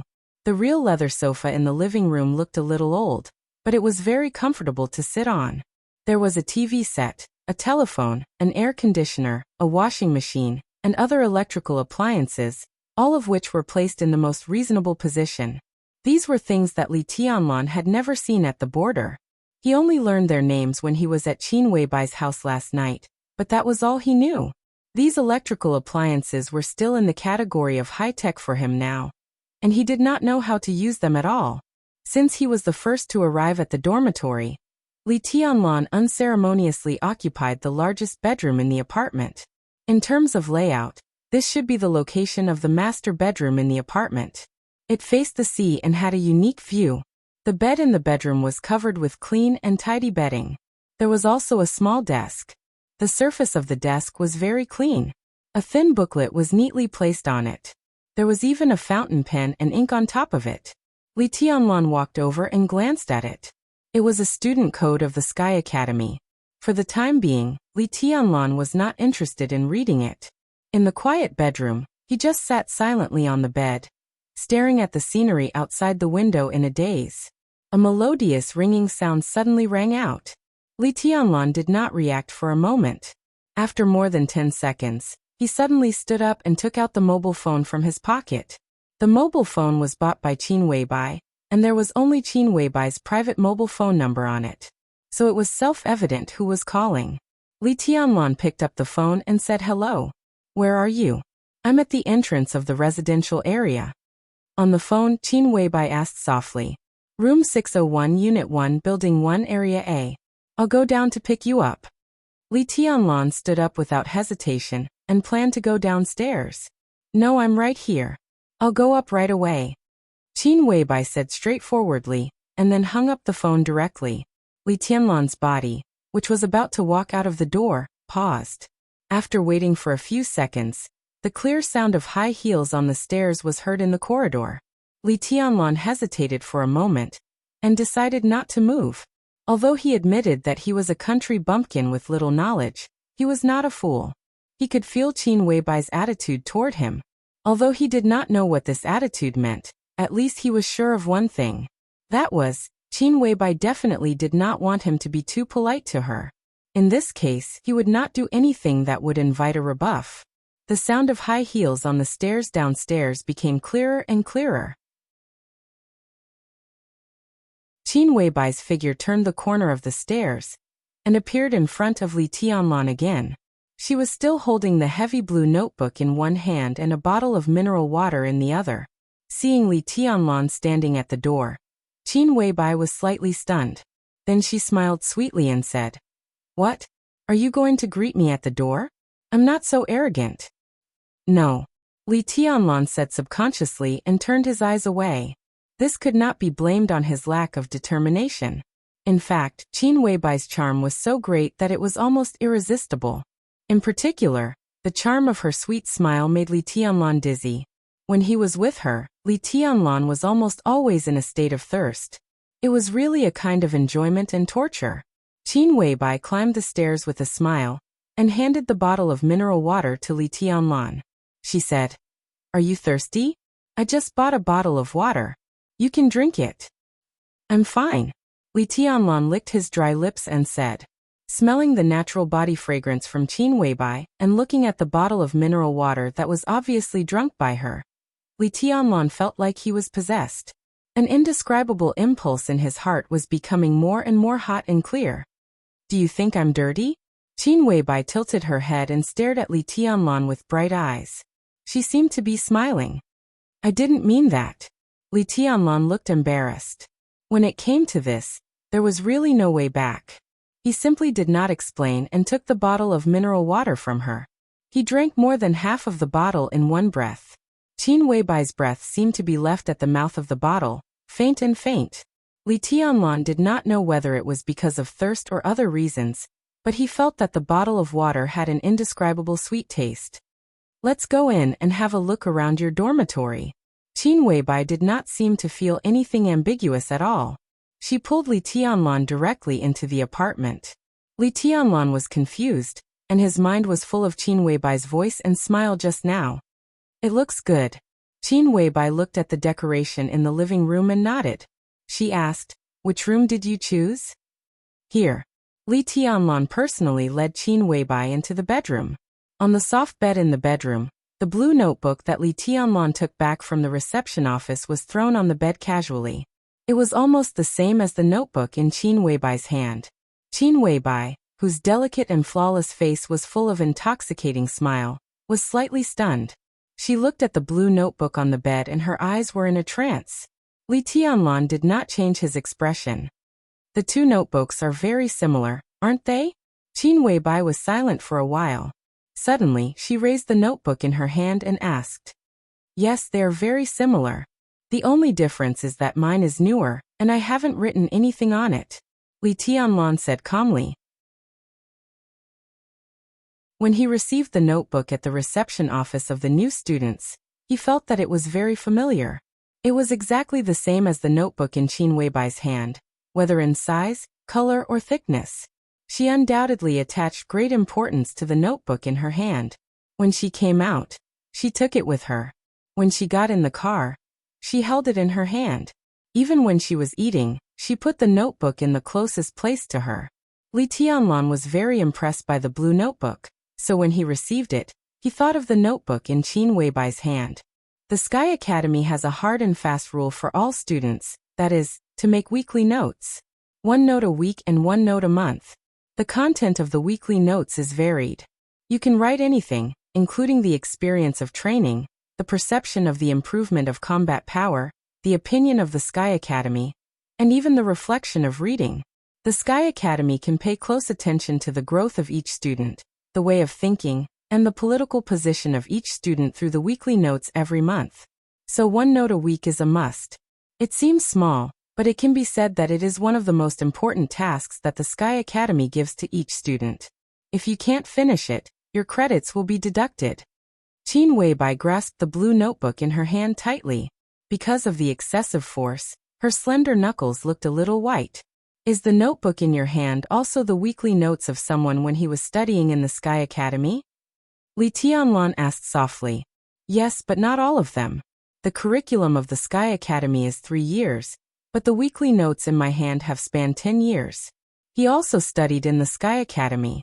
It has become a habit to make weekly notes. Even after he left the Sky Academy, he still kept this habit until... Qin Weibai's voice suddenly stopped. In a place where Li Tianlan couldn't see, a trace of complicated and sad expression flashed through her eyes quickly. Let's not talk about this, she said softly. Okay. Li Tianlan nodded.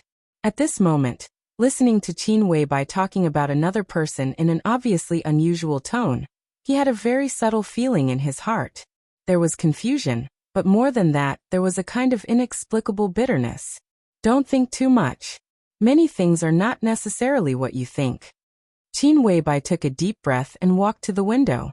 Looking at the endless sea outside, she said with her back to Li Tianlan. Now you should think more about how to rise in the Sky Academy and in the whole of Huiting. Judging from the current international situation, the possibility of an all-out war between countries is not high, but the unknown secret war will become more and more fierce. This is a competition between elites. The impact of victory and defeat is more far-reaching than that of an all-out war, and the damage to the country is greater. Therefore, in the next few decades, the status of the elites who come out of the 2 special warfare academies, the Sky Academy and the Deep Sea Academy, will be more important. Tianlan, if you can seize this opportunity to rise, then the veterans at the border can live freely and go wherever they want to go. As long as you are there, no one dares to bully them. Isn't this the purpose of you coming to the Sky Academy? Of course, Li Tianlan said with a calm expression. I'm sure I can get them out of that primeval forest, and it won't take long. I believe in you. Qin Weibai turned around and looked at Li Tianlan, her eyes focused and serious. She hesitated for a moment and suddenly said, I can also tell you a piece of news. Although your father's treason seems to have been settled, this is just the surface. This case is still confusing in the eyes of the higher-ups, and there is no definite conclusion so far. If you want to investigate, there may be a lot of clues now. So your father may have really committed treason, but it is also possible that he was framed. Framed? Who framed him? Li Tianlan's eyes suddenly focused. At this moment, although he was still calm, there was a hint of danger in his whole body, like a huge wave in the deep sea. The surface was slightly rippling, but the depth was already surging like a tide. This needs you to investigate. Qin Weibai shook her head and said, How should I investigate? Do you have any clues? Li Tianlan asked subconsciously. I'm just a businessman in Zhongzhou State. How can I have clues? That matter was of great importance, and all the information was sealed. Without special permission, you can't see it at all. Tianlan, climb up. Climb to a high enough position. At the very least, you have to come into contact with that information before you have the qualifications to start investigating. I'm willing to always stand behind you. As you move forward, no matter what you need, as long as I have it, I can give it to you. Qin Weibai looked at Li Tianlan and said softly, Thank you. Li Tianlan looked at her deeply and said in a deep voice. Qin Weibai smiled gently and shook her head. She said, I'm going to leave Huiting for a while, maybe a few months, but no more than a year. During this time, I hope you can make some achievements. Well, wait for me to come back. If you can hold your ground in the Sky Academy, then I'll agree to one of your requests. How about that? In Li Tianlan's somewhat widened pupils, Qin Weibai narrowed her big eyes and smiled more and more softly. I can agree to any request you have. Really? Li Tianlan confirmed in a dry voice. There were all kinds of thoughts in his mind. Countless thoughts crowded together, making his whole mind blank. Of course. In Huiting, people who know me, Qin Weibai, know that I always mean what I say. Qin Weibai looked proud. She reached out a small white hand to Li Tianlan and said, Let's pinky swear. Li Tianlan walked over in a daze, reached out his little finger, and hooked it with Qin Weibai's finger. Qin Weibai's body was close to Li Tianlan.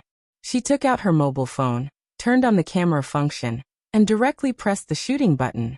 The two leaned against each other, and the picture of their fingers hooking was immediately taken. In the photo, Qin Weibai smiled tenderly, while Li Tianlan's expression was a little dull. Qin Weibai nodded with satisfaction and sent the photo to Li Tianlan. Then, she set the photo as the screen of their mobile phones. They had the same mobile phones and the same screen. Qin Weibai waved the two mobile phones in front of Li Tianlan. She smiled and asked, Do I look good? Li Tianlan nodded in a daze. Silly, so ugly. Qin Weibai giggled and reached out to pinch Li Tianlan's face directly. At this moment, Goddess Qin, who was known for being strong and domineering in the whole business circle of Huiting, seemed to have come to the world from the high altar in an instant. She also walked into Li Tianlan's heart. Qin Weibai put the mobile phone back in Li Tianlan's hand, took 2 steps back, and suddenly said, I'm leaving. She did not wait for Li Tianlan to answer. She turned and walked out of the room directly, natural and unrestrained. Li Tianlan, who had been in a daze, suddenly came back to his senses. Without saying anything, he chased after her and said, I'll see you off. The two went downstairs in silence, and walked out of the gate of the dormitory area. On the road outside the dormitory area, a school bus was coming from a distance, getting closer and closer. You can't change the screensaver photos of your mobile phones, do you know? Qin Weibai glanced at the bus coming from a distance, turned to Li Tianlan and said, I know. Li Tianlan smiled a little foolishly and said, And I won't change it. Well, I won't change it either. Qin Weibai said softly and pulled Li Tianlan's hand. Come on. She let go of his hand, turned around, and stepped on the school bus in front of them. The school bus started slowly and went away. Li Tianlan stood there silently, watching the school bus leave. He did not move. In the back row of the school bus, Qin Weibai, who had been admiring her mobile phone since she got on the bus, put away her mobile phone and looked more and more gentle. There was a turn in front. Qin Weibai, who put away her mobile phone, suddenly looked back.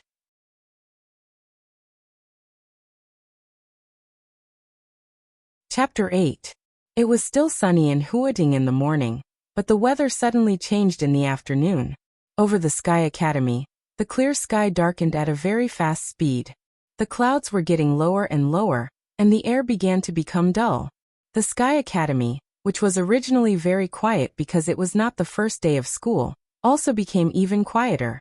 The rain poured down in buckets in the evening. Li Tianlan, who had dinner outside, was wandering around.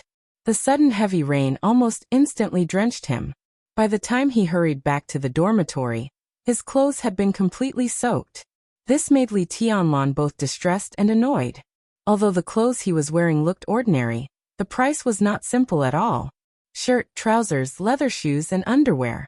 Although Li Tianlan did not have any brand awareness, he clearly saw the price of these things when Qin Weibai bought them for him. They added up to nearly 50,000 renminbi, which was a fortune that could allow him to travel back and forth between Huading and the border countless times. Wearing them made him feel as if he was covered in banknotes from head to toe. Li Tianlan could not help but care about it. But now he was completely soaked. So when he returned to the dormitory, he took off his clothes and washed them. Then he put on the school uniform of the Sky Academy. Although it was called a school uniform, it was actually a very ordinary camouflage uniform, but the color was lighter than the camouflage uniform of the ordinary army. This thing was specially sent to him in the afternoon. There were 3 sets in total, and they were matched with 2 pairs of military boots. After changing into them, Li Tianlan moved about casually for a while, and found that they fit him well. This also made his inner depression dissipate a lot. The rain outside the window was getting heavier. Li Tianlan's dormitory was on the top floor. Dense raindrops were beating on the roof, making a very lively sound. Li Tianlan, a country bumpkin who didn't even know how to plug in and turn on the TV, had nothing to do. Finally, he remembered the Sky Academy's student code of conduct on the table. The student code of conduct did not look thick, but that was compared with the weekly notebook on the desk.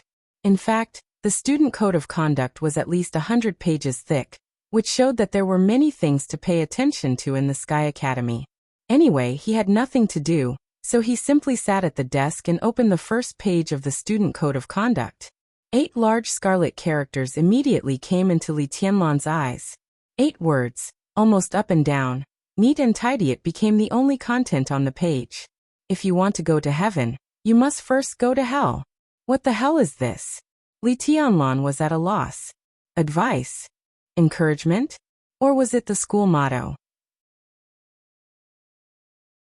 No matter what it was, just from the literal meaning of these 8 words, Li Tianlan knew that his study life in the Sky Academy might be crueler than he had imagined. Li Tianlan's heart was as calm as still water. He silently turned the page, and the contents of the student's code of conduct appeared on the second page. Chapter 1 of the Student Code of Conduct of the Sky Academy. Credit is omnipotent. Power, wealth, and deities were not omnipotent. Only academic credits were. In the Sky Academy, credits meant everything. In terms of confidentiality, the Sky Academy was definitely one of the military bases with the highest specifications in Zhongzhou State. Although it was named after the school, countless newly developed equipment, weapons, and defense systems of Zhongzhou State would be the first to be equipped with the Sky Academy. However, in addition to countless cutting-edge weapons and training bases on the island, there were also entertainment places for students, shopping malls, karaoke halls, and bars. What was even more exaggerated was that the Sky Academy even had a small playground. All these expenses did not require RMB, but credits. Here, RMB was useless. Credits were the only currency in circulation. Clothing, food, housing, and transportation, everything required credits. Similarly, The number of credits was also the only criterion to judge a student's performance. In the first month of school, new students would have 50 credits. However, none of these 50 credits could be used freely, because even living in the dormitory was not free here. Living in the dormitory costs 1 credit a day, which meant 30 credits a month. In addition, taking the school bus back and forth from one training ground to another required 10 credits a month.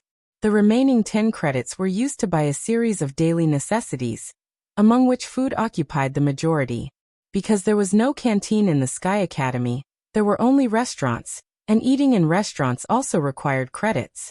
The amount of consumption was most directly related to what one ate. That was to say, if a student wanted to survive in the Sky Academy without any entertainment or other activities, he had to get at least 50 credits a month.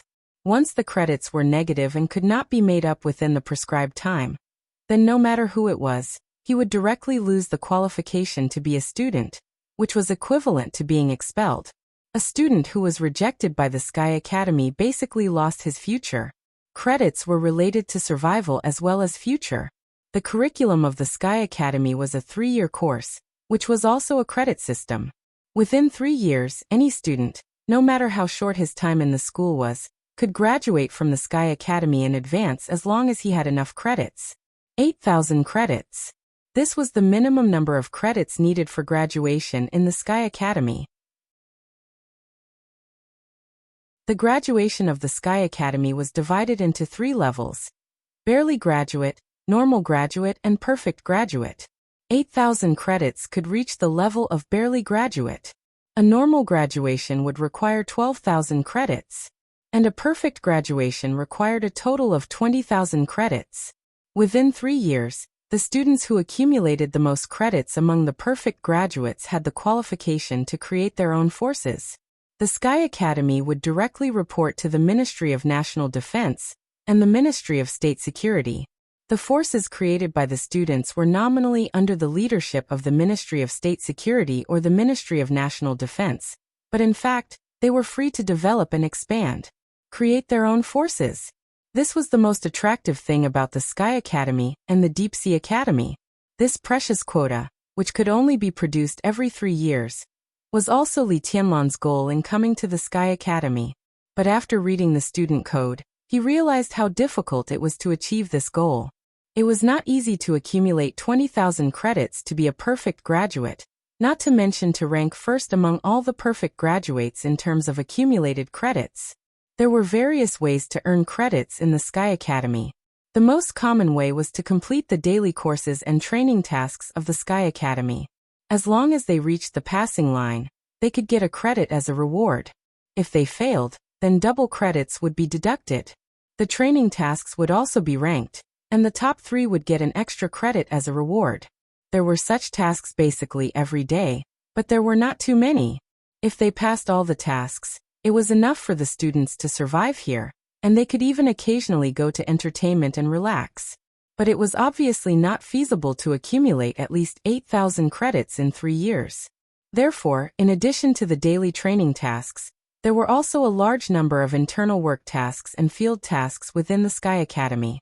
The so-called internal work was nothing more than doing odd jobs within the academy, such as mopping the floor, cleaning the toilet, organizing the library, and so on.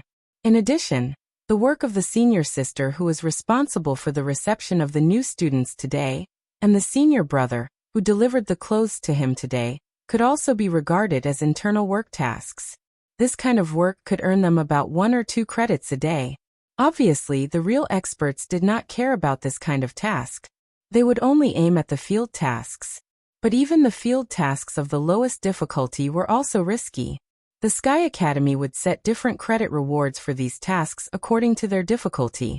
For example, the tasks of hunting down traitors, assassinating important figures of the enemy country, and going deep into the enemy's rear to fight obviously gave more credits than ordinary field tasks.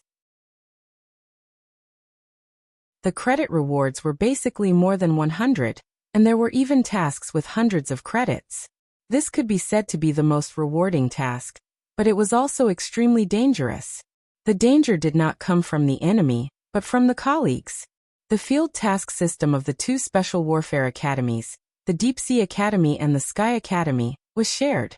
Therefore, when the students of the two academies carried out the field tasks, they would often collide. There was only one task, so the two sides were bound to compete. If there was competition, there would naturally be fighting. In many cases, the students of the two academies fought for credits, even more fiercely than when they fought against the enemy. There was a lot of introduction about credits in the Student Code of Conduct, which occupied almost 1/3 of the content of the code. Li Tianlan's expression remained calm as he read the code page by page. Among the countless introductions to the tasks, there were 3 tasks with the highest credit rewards. The first one was the internal maneuver of the Sky Academy once a year. The maneuver began from the first stage to the end, spanning the whole year, and each stage had different credit rewards. The student who got the first place would be rewarded with up to 600 credits. The second one was the annual maneuver between the Sky Academy and the Deep Sea Academy. The student who got the first place would be rewarded with 1,000 credits. However, the 1,000 credits might be rewarded by the Sky Academy to its own students, or by the Deep Sea Academy to their students. The third task also had a reward of 600 credits, but the content of the task surprised Li Tianlan. The weekly task. He would record it every week and hand it in every month, and the credits would be issued every year, 200 credits at a time. With such a high score, no wonder Qin Weibai would say that the weekly task was one of the most important tasks of the Sky Academy. Li Tianlan shook his head and put down the Student Code of Conduct in his hand. Out of the corner of his eye, he saw the blue notebook beside his hand. He hesitated for a moment, opened the notebook, and picked up the pen on the table. At this moment, he wanted to write his first weekly note after coming to the Sky Academy, but the heavy rain outside the window was rumbling. For a moment, he didn't know what to write. At this moment, he thought of the dense primeval forests around the border, the desolate camps on the border, the high-rise buildings in downtown Huading, the dazzling shopping malls in Huading, and the long task list in the Academy's handbook. Li Tianlan's eyes were calm and deep. Listening to the rain outside the window, he sat motionless in the chair. Time passed slowly. 8 o'clock in the evening. 9 o'clock. The rain outside the window was getting heavier and heavier. The heavy rain hit the ground hysterically, and there seemed to be no second sound in the whole world. Li Tianlan, who was expressionless, took a deep breath and finally put pen to paper. At the same time, amidst the violent rain, a figure carrying a suitcase appeared at the door of the first unit of the first block in Area A. This was an extremely burly young man in his 30s. He had short hair and a rough appearance. He was not wearing a raincoat or holding an umbrella. He stood silently at the entrance of the unit, ignoring the rain as if it was nothing. He only raised his head and stared at the top of the building with a pair of bull eyes. The glaring lightning flashed across the sky, and the light instantly made his face pale. He still stood silently, looking at the only room on the 6th floor with the light on thoughtfully. I can't believe it. I'm a teacher of the Sky Academy. Damn it, how could I sneak over to test a freshman in the middle of the night? What's Sister Qin thinking? It's too shameful to tell others. This weekend, you have to keep it a secret for me, or my reputation will be ruined. The burly young man adjusted the headphones on his ears and said in a dry voice. He was at least 2 meters tall, and standing at the door made a strong impact, but his tone was full of reluctance. You've got no reputation at all. Hurry up and get to work. Don't waste time. And yeah, I personally suggest that you'd better be careful in this operation. You don't know the background of this freshman, but he's someone that Sister Qin pays attention to. How can he be simple? If you're defeated by this freshman tisk, it'll be a big highlight. In the headphones, a playful laugh sounded, full of gloating. Bullshit, he's just a freshman. How strong can he be? He's just a rookie. Weekend, do you want to make a bet? And Jia sneered with a disdainful look. F***CKU. You also know that the target is a rookie freshman? You want to make a bet? You're really shameless. Hurry up and get to work. Sister Qin is so patient. If you can't do it quickly, hey? In the headphones, the man called Weekend chuckled. And Jia shook his head helplessly, sighed, carried his suitcase, and reluctantly walked into the door of the unit. At the same time, he muttered to himself, this job is really boring. It's so boring. His body was huge, but it was as light as a feather. There was not the slightest sound when he walked. His burly body seemed to be flashing in the corridor. In a few seconds, he had already reached the rooftop from the first floor. The rain on the rooftop was heavier, and the wind was stronger. The raindrops all over the sky hit Njia's face. He just casually wiped his face, squatted on the ground, and opened the suitcase in his hand. There was a glass screen about 30 to 40 centimeters in size in the suitcase, and there was a red button below the screen. Njia pressed the button without hesitation. Under the beating of the rain, the screen in the suitcase lit up without being affected at all. On the screen, a red figure was clearly reflected, and the figure seemed to be writing something on the desk. Good boy, you've started to keep a weekly diary so early? You're quite diligent. Njia chuckled, opened a secret compartment in the suitcase, and pulled out a golden metal stick, which was about the same length and thickness as a chopstick. He pulled the metal stick with both hands, and the metal stick suddenly extended to dozens of centimeters long. Without hesitation, Njia came to the top of the red image and plunged the metal stick directly into the ground. The solid concrete roof was like tofu, and the metal stick was not hindered at all. It directly pierced into the roof made of concrete and went straight down until the tip of the stick disappeared. The screen in the suitcase flickered. In an instant, all the scenes in Li Tianlan's bedroom appeared on the screen. Njia's smile had just appeared at the corner of his mouth when it suddenly froze in the next second. In the bedroom below, the rookie freshman, who should not have noticed any of his actions, suddenly raised his head almost at the moment when he plunged the metal stick into the rooftop. His eyes looked directly at the roof. In an instant, Njia felt his scalp go numb, and a chill spread directly from the soles of his feet to the top of his head. On the screen, the rookie freshman, who looked delicate and weak, had already stood up. His eyes, which had been calm and gentle a second ago, had changed completely in the twinkling of an eye. Those were supposed to be a pair of clear and soft eyes, but at this moment, there was an unparalleled demonic and piercingly cold look in them. Njia had never seen such a demonic look before, but he subconsciously sensed great danger. It was the instinctive fear of death that any life had. There was no way to escape, no way out, and only despair. On the screen, a silver metal pipe, which was less than 10 centimeters long, slipped from the freshman's cuff and fell directly into his hand. The metal pipe was evenly thick and could be held firmly by hand. As Njia's pupils contracted, the freshman below suddenly swung his hand. The metal pipe in his hand suddenly extended, and a long spear more than 2 meters long appeared in his hand. In the bedroom, Li Tianlan's eyes became more and more demonic.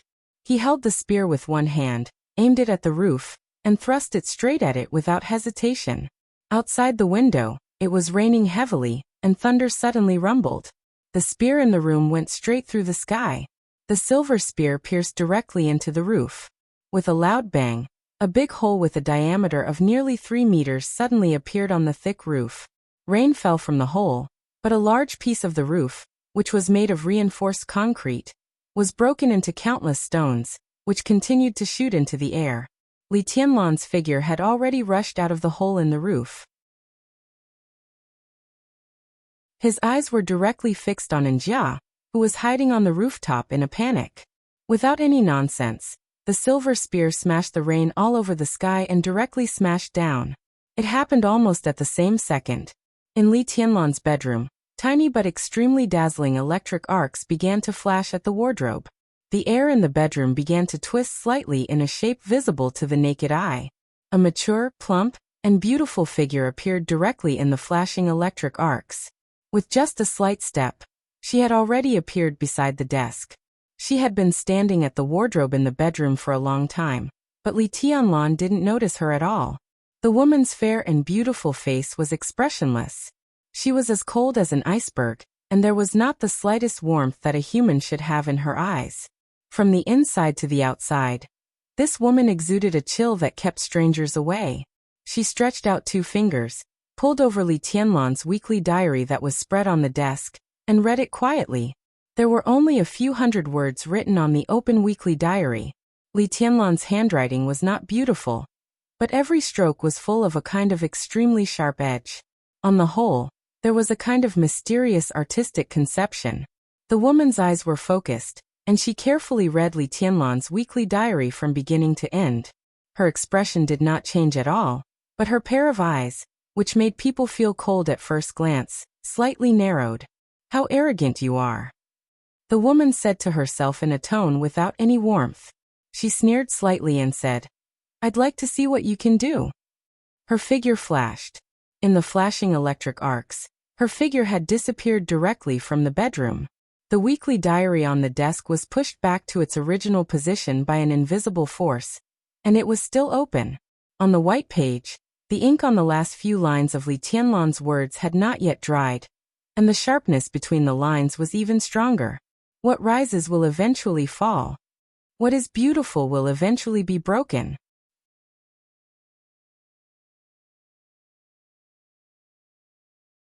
Chapter 9. Run. The faster I run, the better. This was the only thought in Njia's mind. At this moment, the heavy rain, the deafening thunder, and the stones and steel bars that had been blown away on the rooftop had completely disappeared from his eyes. A 2-meter-long silver spear had completely occupied his mind. This was a long weapon with a rather domineering shape. The feature that it could shrink was obviously more convenient for its owner to carry. When it was not fully extended, it was just a metal tube of about 10 centimeters. But once it was fully extended, anyone would be amazed by its exquisite craftsmanship. The 2-meter-long spear body was completely extended from the handle of about 10 centimeters, but the thickness was almost exactly the same, which did not affect the feeling of holding it at all. What frightened Njia even more was the spearhead of the silver spear. The spearhead was slender and had no tassels. The 2 sharp spear blades spread outward in a subtle arc, giving people a ferocious and exquisite feeling. At first glance, it looked a bit like a halberd, but the arc of the 2 spear blades and the spearhead was obviously more restrained than that of a halberd. Njia had never seen such a strange spear, but it definitely did not mean that he didn't know what it was. As a new teacher of the Sky Academy, with his professional vision, he could be sure at the first sight of this spear that it was a real murder weapon. It was more versatile than ordinary spears and more flexible than halberds. In modern society, although hot weapons had become the mainstream on the battlefield, cold weapons were the most trustworthy things in the hands of real experts. Hot weapons were indeed convenient to use, but bullets and cannons would always run out. Cold weapons, on the other hand, were different. As long as people were still alive, they could continue to kill the enemy. The moment he saw this spear, Njia could totally imagine what kind of bloody storm this spear would set off on the fierce battlefield. He didn't even need to imagine at all, because at this moment, he was personally feeling the great pressure brought to him by this spear and its owner. The 2-meter-long spear smashed down from the sky. Wherever the spear passed, all the air seemed to be completely sucked out. The sharp whistling sound went from low to high. In Njia's sight, the ferocious and exquisite spear smashed directly at his head from top to bottom. No feeling could describe what he was feeling right now. As the long spear approached, it seemed that the whole world was collapsing. The pure and extreme killing intent enveloped all his movements. The raindrops in the air were directly torn into powder that was hard to be seen by the naked eye. In Njia's eyes, this spear seemed to have become one with the whole heaven and earth. With surging, crazy, pure killing intent, it was as if the heavenly power was falling endlessly. At this moment, Njia had no intention of resisting at all. He gathered all his essence, chi, and spirit, roared, and retreated directly. The silver spear smashed into the ground. The entire building shook violently. Countless cracks spread out in all directions on the flat rooftop with the spear as the center. Boom! Under Njia's dull gaze, the surrounding cracks spread to the limit. The rooftop seemed to be unable to withstand such a huge force at all. The initial landing point of the spear collapsed directly, forming a huge crack of 7 or 8 meters long. Li Tianlan, the culprit who caused all this, had no intention of stopping to ask questions. As soon as the long spear hit the ground, he rushed over without saying a word and thrust his spear forward. Was this really a King freshman? Who taught this kind of person? Njia burst into tears. Faced with Li Tianlan in this state, he didn't even have the courage to test his strength. looking at the long spear that was about to pierce his chest in an instant. And Jia did not hesitate.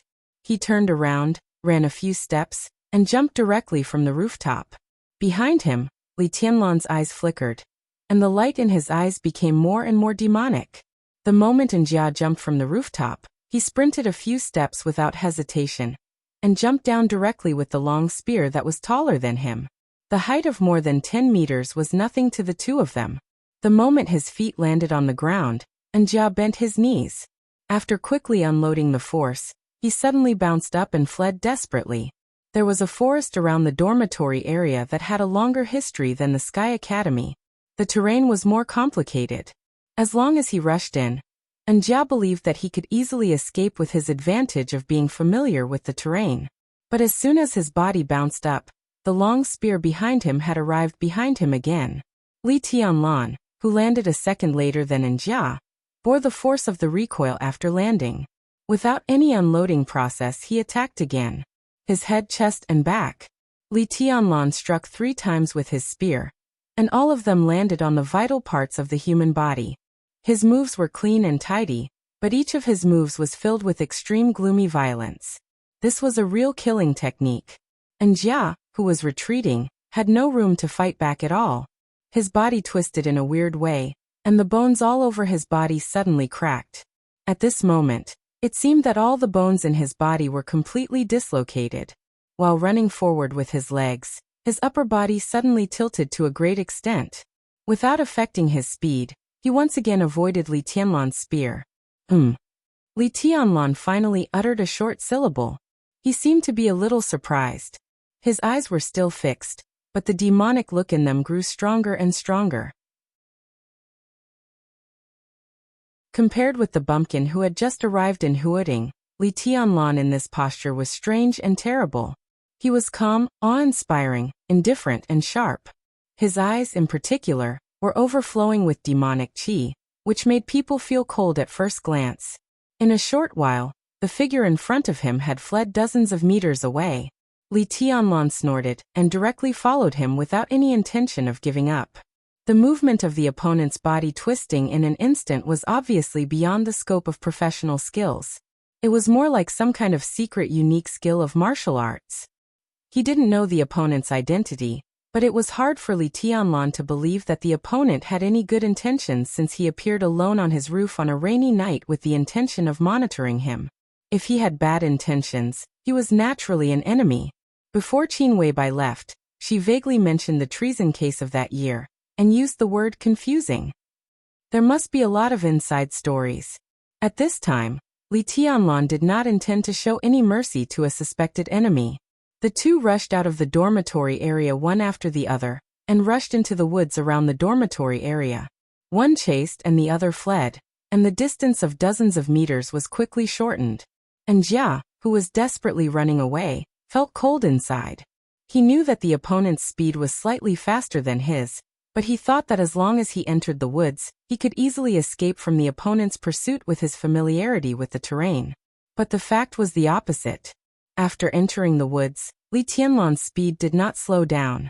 Instead, he was more like a fish in water. The dense trees and the bumpy ground did not affect him at all. The distance between the two was getting closer and closer. In a few seconds at most, he would enter the freshman's attack range again. With the 2-meter-long spear and the length of his arm, the opponent's attack range was a little terrifying. He couldn't continue to run like this. He only needed to buy himself a few seconds to get rid of the opponent. A few seconds, and Jia, who was running at full speed, suddenly gritted his teeth and turned around. At the age of 31, he could become a teacher of the Sky Academy. Although he was not very experienced, it showed that he was by no means a weakling. Although he admitted that he was no match for Li Tianlan, and Jia felt that he could completely block him for a few seconds. He suddenly turned around and stopped moving. And Jia, who had been very close to him, was instantly approached. Li Tianlan was expressionless, but the killing intent in his heart was unprecedentedly firm. The silver spear stabbed straight, and Jia, who looked solemn as if he was facing a formidable enemy, no longer held back and attacked with all his strength. He jerked his hands in the air. In an instant, the rain falling in the woods seemed to all stop. Crack! The sound of something freezing rang out. An ice wall with a thickness of at least 1 meter suddenly appeared in front of Li Tianlan. The hot and humid air instantly became chilly. Li Tianlan's eyes became more and more demonic and cold. Although he could feel that the opponent was not weak from the speed of his escape, he found that he still underestimated the opponent. The void turned into an ice wall. This was not a special ability, but an expert in the ice-condensing realm of the 4 realms of martial arts. The ice wall was more than 1 meter thick. Although it was made with the help of the rain, Li Tianlan could completely conclude that the opponent's strength had definitely completely surpassed the qi-controlling realm, and had completely stabilized in the ice-condensing realm. For most people, the 4 realms of martial arts were a mysterious realm of martial arts that they could only dream of. Even the qi-controlling realm, the most basic of the 4 realms of martial arts, was a high and mighty figure in the eyes of ordinary people. Condensing qi into a blade was the most basic sign of an expert in the qi-controlling realm. The qi here did not refer to things like internal force and qigong, but the air around the body. An expert in the qi-controlling realm could completely use the strength of his muscles and bones to compress the air in front of him to the extreme in an instant burst. The greater the strength and the faster the speed, the higher the degree of compression of the air. When a person's strength and speed broke through a certain limit, in an instant burst, his hands did not even need to attack the enemy, but the compressed air in front of his hands could hurt the enemy. This was condensing qi into a blade, also known as the qi-controlling realm. Compared with the qi-controlling realm, the ice-condensing realm was more advanced. As everyone knew, there was a small amount of water and steam in the air, and the strength and speed of an expert who had surpassed the qi-controlling realm had already reached a level that ordinary people could not fathom. Such an expert could completely condense all the water in the nearby air in an instant when he exerted his full strength. Condensing water into ice was the sign of the ice-condensing realm. Now the ice wall that suddenly appeared in front of Li Tianlan was more than 1 meter thick.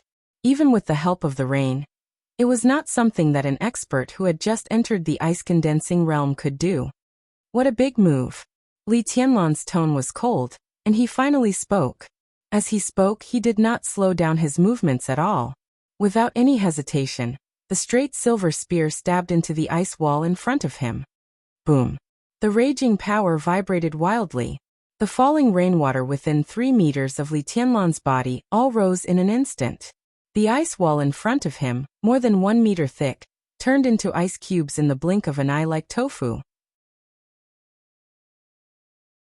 Several thick trees inside the ice wall were directly broken into sawdust under the vibration of the huge force. Amid the sawdust and ice cubes all over the sky, Li Tianlan, who had also exerted his full strength, took a step forward and rushed toward Jia with the spear in his hand still in a stabbing position. The spear moved with the person, and the person moved with the spear. At this moment, Li Tianlan seemed to have become a part of the spear. With the violent killing intent that was enough to tear apart all obstacles, he rushed straight toward Jia. His target was still his heart. Irresistible and unstoppable. This was a kind of truly invincible momentum, invincible and invincible. Anyone or anything that dared to stand in its way would be torn to shreds by this spear in an instant. There was no leeway and no way out. This was Li Tianlan's martial arts, just like his life.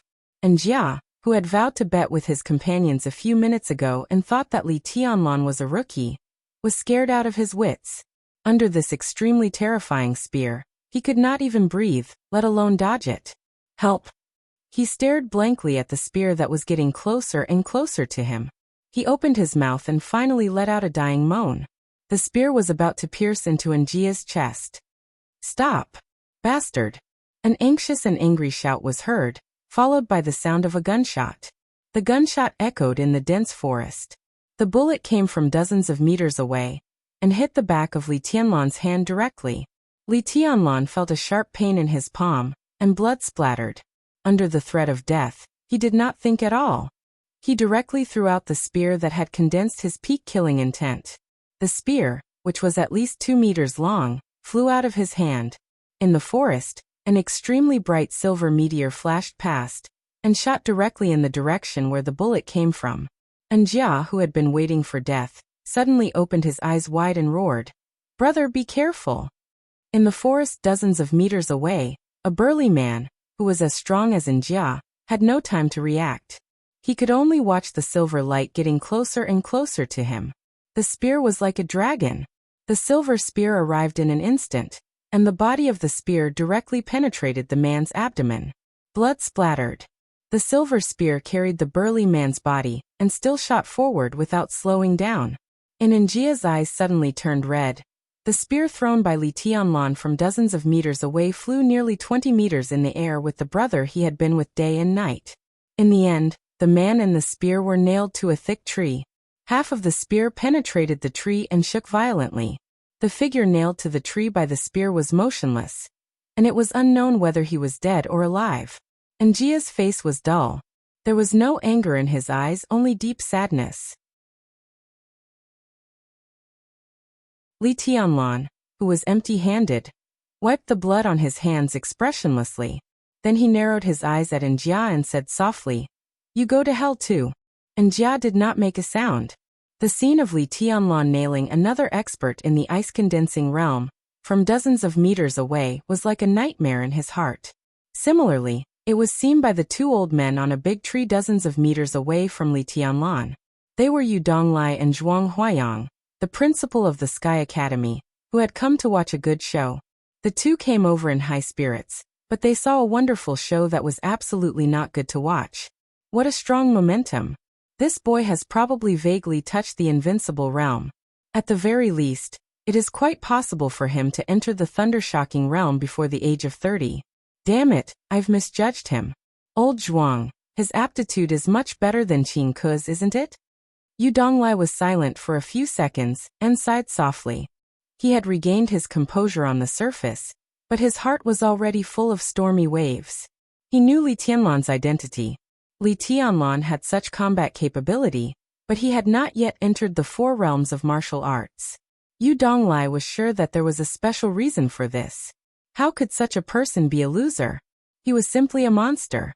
Thinking of Li Tianlan's identity and the treason case that was still confusing and full of doubts, Yu Donglai's expression was complicated. With the appearance of this boy, the special warfare system of Zhongzhou State would probably be quite lively in the future, wouldn't it?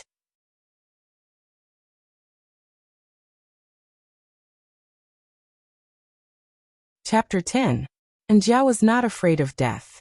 If he was afraid of death, it would have been impossible for him to enter the ice-condensing realm in his early 30s with ordinary aptitude.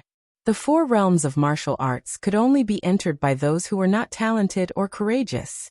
Njia's strength was enough to prove his indomitable passion. So when he saw his brother nailed to the tree by a spear, there was no fear in Njia's heart, only endless sorrow. He didn't even hear Li Tianlan's words. He had subconsciously rushed in the direction of his sworn brother.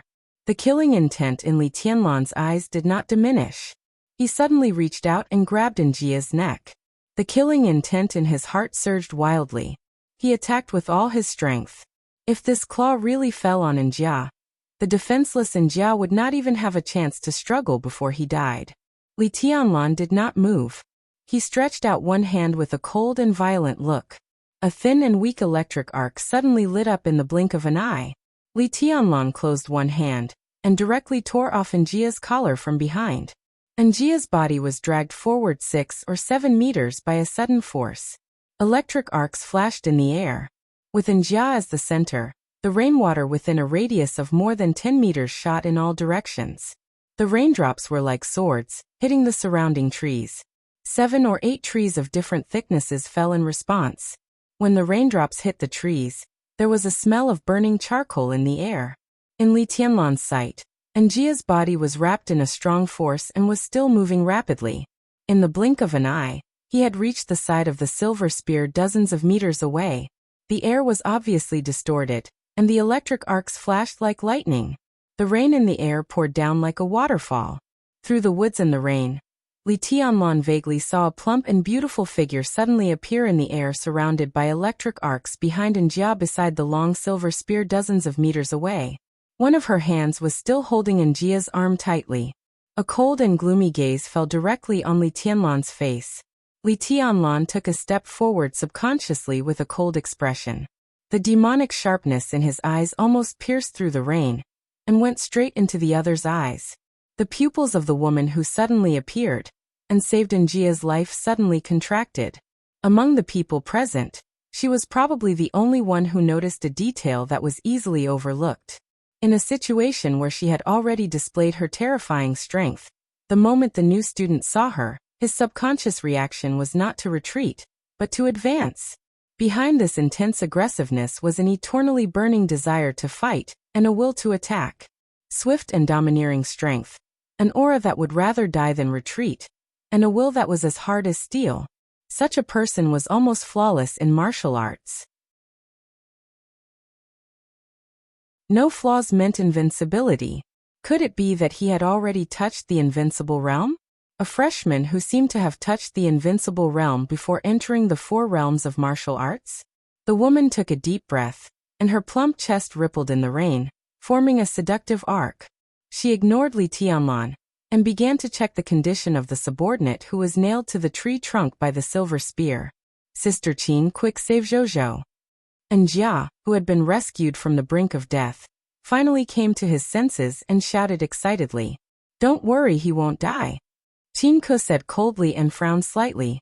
Her seemingly delicate palm fell on the body of the silver spear, and she suddenly pulled out the silver spear that was nailed to Zhou's abdomen. A large amount of blood gushed out of Zhou's abdomen. The silver spear head was strange. When it was suddenly pulled out, an equally strange wound was left on his abdomen. The spear blade was dripping with blood, and seemed to have cut off his intestines. There was a flash of killing intent in Qin Ke's eyes. Before she could speak, Jia had rushed over and sealed the penetrating wound on Zhou's abdomen with ice in his hands. "Take him to the hospital," Qin Ke ordered in a cold voice, but her eyes became a little serious. The moment the long spear was in her hand, her palm suddenly sank. The silver spear, which looked light, actually weighed at least 50 kilograms. It could be seen that the freshman not far away was much more powerful than she had imagined. "I didn't let them go. I'll see who dares to move." A soft and deep voice came. At a distance of tens of meters and through the heavy rain, Li Tianlan's voice seemed to ring in their ears. It was elegant and calm, with extreme danger and strangeness. And Jia, who had planned to leave with Zhou, suddenly froze. Qin Ke no longer concealed the killing intent and coldness in her tone. She said angrily, "Who do you think you are? How dare you be so domineering in front of me?" She raised her hand and suddenly exerted force. As the electric arc flashed, the silver spear that weighed more than 50 kilograms pierced through the night rain in the forest and rushed straight to Li Tianlan. And Jia quickly withdrew from the battlefield with his injured companion on his back. At the same time, Li Tianlan moved forward. Charge! In an instant, the raindrops falling from the sky all tilted toward Qin Ke with his charge.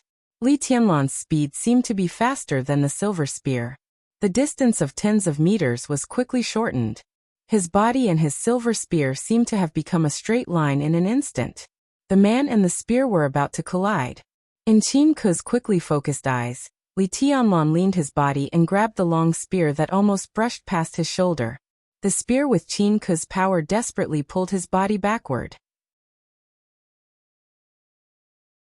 The blue veins on Li Tianlan's arms bulged, and the joints all over his body crackled under the impact of the huge force. But his eyes were calm and strange, like the abyss. He didn't retreat. He didn't retreat even half a step. Li Tianlan, who was holding the long spear tightly, suddenly jumped up. The heavy rain fell. His body rose. The long spear, more than 2 meters long, turned in Li Tianlan's hand and suddenly formed a natural arc. The blood-stained spear blade came with a high whistling sound. The calmness and strangeness in Li Tianlan's eyes faded, leaving only complete madness. He was a madman who was already invincible in the same realm. Qin Ke's mind was racing, facing the long spear that was crazily chopping down. She just raised a white and slender palm. At the moment when the spear blade and the palm seemed to touch, Qin Ke suddenly flicked her fingers. Thunder suddenly sounded between heaven and earth. In the woods in the heavy rain, a bright electric light instantly bloomed between Qin Ke's fingers. The electric light was bright and dazzling, shooting straight into the sky. In an instant, The electric light seemed to be connected with the lightning between heaven and earth, piercing the ground from the sky. It was magnificent, running through heaven and earth, dazzling. Flicking thunder. The silver-long spear was negligible in front of the electric light between Qin Ke's fingers, which seemed to connect heaven and earth. But the tip of the spear was still shaking wildly, desperately pressing down on Qin Ke's fingers. Qin Ke, who looked calm and cold, slightly raised her eyebrows and flicked her fingers again. The flesh and blood touched the spear blade, but the sound was like the sound of gold and iron colliding. In the harsh sound, Li Tianlan, who was still in the air, suddenly flew backward. His body hit a thick tree trunk, and he reached out to support himself on the trunk. With the help of the force, Li Tianlan's body rose again. The next second, he was already standing on a treetop that was shaking slightly with the wind and rain. His expression was still cold and condescending. The long spear, more than 2 meters long, was pointing diagonally at Qin Ke under the tree. Even though he was repelled by 2 flicks of the fingers, his body was still full of a kind of overwhelming aggressiveness and fighting intent. Thundershocking realm? Good move. Li Tianlan's body swayed with the treetop under his feet, but his arm holding the spear was terrifyingly stable. He narrowed his eyes and looked down at Qin Ke, chuckled, and said in a cold tone. As he spoke, his eyes, nostrils, and mouth, even his ears began to bleed. 7 orifices were bleeding. In the blink of an eye, Li Tianlan had been seriously injured. Qin Ke lowered her head slightly and calmly rubbed a drop of blood off her fingertip. A drop of blood was all Li Tianlan had achieved just now. You're not bad. You have such strength before entering martial arts. When you enter the thundershocking realm, I'm afraid you'll be invincible under the invincible realm. Qin Ke raised her head and looked at Li Tianlan, who was bleeding from 7 orifices, and said indifferently. She was telling the truth. With Li Tianlan's strength before entering the 4 realms of martial arts, if he really rushed to the thundershocking realm in time, all the people in the same realm as him would be a joke. The potential of this freshman was so amazing that it made her a little flustered. All under the martial arts were non-entities. The correct interpretation of this sentence should be that all under the chi-controlling realm were non-entities. And she was an expert of the thundershocking realm. The thundershocking realm, which was second only to the invincible realm, was a rare super high-end combat capability for all countries in the world. Not to mention dealing with a non-entity who had never entered martial arts. Even dealing with an expert of the ice-condensing realm, or the fire-flaming realm, was a piece of cake. But now, Li Tianlan, a freshman who had never entered martial arts, made her bleed tonight. What terrifying potential did he have? Although tonight's battle was not the same as a battle of life and death, and she didn't do her best for some special reasons, even so, Li Tianlan's potential was enough to frighten people. He might become the 3rd expert of the invincible realm in the decades since the founding of the Sky Academy. That would be the glory of the entire Sky Academy. Thinking of this, Qin Ke's eyes softened a little. I'm sure. Li Tianlan looked at Qin Ke coldly and said in a gloomy tone. If I enter the thundershocking realm, you won't even last a minute under my hands. So this is the reason why you came to kill me tonight? In order to pose a greater threat to you. Are you going to kill me in advance? Qin Ke frowned slightly. She finally realized that something was wrong. Everything tonight seemed to have been misunderstood by Li Tianlan into a big misunderstanding. For her, everything tonight was just a freshman test, but in Li Tianlan's mind, it seemed to have become a vendetta. No wonder he was so ruthless. If she hadn't come in time, neither Zhou nor Njia would have survived tonight. Who wants to kill you? Do you have any enemies outside? Thinking that it was a misunderstanding, Qin Ke suddenly felt that it was necessary for her to explain clearly. It was a joke to let Li Tianlan, a freshman with infinite potential, mistakenly think that a teacher of the Sky Academy wanted to kill him. Li Tianlan's eyes suddenly narrowed. He looked calm on the surface, but the branch under his feet shook slightly. He lowered his head and slowly wiped the blood from the corner of his mouth. His movements were feminine, covering up the shock in his heart. I'm Qin Ke, the Deputy Director of the Teaching Office of the Sky Academy. Everything tonight is just a normal freshman test. I mean no harm. This is my work permit. It's up to you to believe it or not. Qin Ke glanced at Li Tianlan and said again. At the same time, she took out a certificate and threw it to Li Tianlan on the tree. Li Tianlan subconsciously took it and glanced at it. Suddenly, tens of thousands of horses galloped in his heart. It was not a vendetta caused by the exposure of his identity, but a so-called freshman test? So I was seriously injured, and so was Zhou just now, just because of this test? Li Tianlan asked, staring at Qin Ke with the certificate in his hand. You overreacted. Li Tianlan, you must understand what kind of place the Sky Academy is. Here, no force can bribe a teacher to kill his students. This is the rule. Qin Ke said coldly. Li Tianlan was silent. Qin Ke's words really caught him off guard, and he needed time to digest them. After a while, Li Tianlan slowly said, For anyone who may threaten my survival, the only thing I can do is to kill them at all costs. My life is very important, so I have to stay alive. Director Qin, please convey my apologies to Mr. Zhou for what happened tonight. They were wild and unruly, and they were very vigilant. Qin Ke directly came to these two conclusions. Until now, Li Tianlan still did not come down from the tree. Instead, he cautiously kept a distance from her, which showed that he did not fully trust her. Moreover, the explanation he gave was harsh enough. At least when Qin Ke heard it, she felt a little uncomfortable. Your life is important, but are the lives of the teachers of the Sky Academy not important? Qin Ke took another deep breath and said in a sarcastic tone. What does it have to do with me whether their lives are important or not? Li Tianlan lowered his eyes and said in a cold tone. You. Qin Ke flew into a rage, but she forced herself to restrain herself. Indeed, Li Tianlan did not know Zhou at all. Zhou's life and death had nothing to do with him. But was that all? Li Tianlan cherished his life so much. If his brothers and comrades around him were also in a life and death crisis, what choice would he make? Qin Ke took a deep look at Li Tianlan. This problem needed to be slowly observed in the next few years. Fortunately, there was still time. If there's nothing else, I should go back. Miss Qin, my bedroom is seriously damaged. If possible, I plan to apply for a new dormitory. Li Tianlan's tone became calm and gentle again. At this moment, he seemed to put on a harmless mask again. Make do with another room tonight, and I'll change it for you tomorrow. Qin Ke said in a cold tone. The accommodation in the Sky Academy was still very abundant, so it was naturally not a problem to change dormitories. Thank you. Li Tianlan thanked her with a smile and reached out. The long spear pointed at Qin Ke suddenly shrank into a metal tube more than 10 centimeters long, and was put into his sleeve. Qin Ke's eyes moved.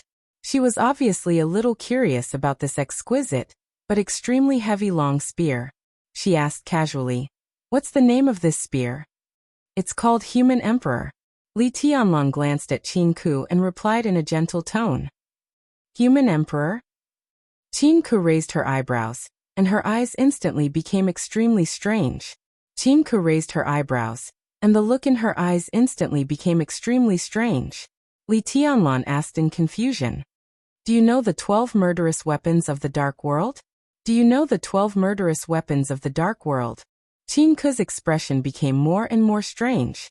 It had to be said that she was indeed an extremely beautiful woman. It was just that her usual expression was too cold. When she slightly revealed some human-like expression, it immediately made her charm rise by a few levels. However, after getting to know Qin Weibai, Li Tianlan already had a detached mentality that treated other beauties as fleeting clouds. His heart was as still as water. He shook his head casually and said, Never heard of her. About 15 years ago, Night Spirit, a superforce in the Dark World, went east to Zhongzhou State in order to snatch a top-secret blueprint of a military project. One of the two dominators of Night Spirit, Heavenheart, an invincible realm expert, personally took action and started a massacre at the border of Zhongzhou State. A patriarch of a top noble family in Zhongzhou State went to fight. In the end, he killed Tian Xian, an invincible realm expert of Night Spirit. With one shot in the sky 20,000 meters away, Tian Xian was smashed to pieces and no bones were left. Do you know what weapon that patriarch used? Jinko asked slowly. Her tone was still cold and indifferent, yet her eyes were suffused with the color of fervor, and it was the adoration and respect towards absolute experts. Didn't you say it yourself? Shoot them with a gun. Li Tianlan was also shocked, but his tone was still steady. Yes, he used a gun, but it was different from your long spear. He used a sniper rifle. Coincidentally, that gun is also called Human Emperor, the first of the 12 murderous weapons of the Dark World. Such an outstanding person, and such a famous gun are worthy of the name Human Emperor. As for you and your weapon, Qin Ku paused and did not continue. Li Tianlan also fell silent, but the Human Emperor that he had put into his sleeve fell into his palm again, and he held it tightly. The heavy rain in the woods continued, and thunder rolled. Pale lightning tore through the sky.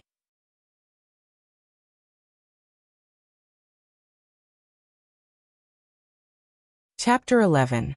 As the official opening time approached, the campus of the Sky Academy gradually became lively. In fact, it was relatively lively. The campus of the Sky Academy was extremely large. It was dozens of kilometers in length from east to west and width from south to north. There were less than 3,000 teachers and students scattered on the vast land.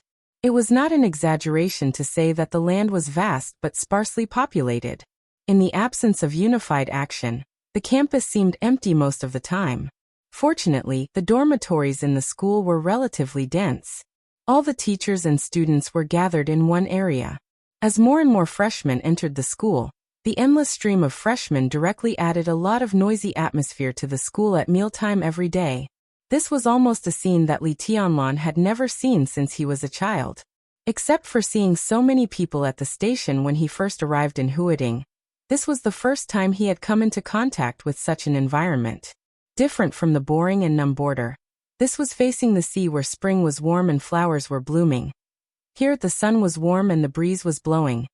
Here, the grass was like a carpet, the flowers were in full bloom, the smiles were bright, and the youth was flying.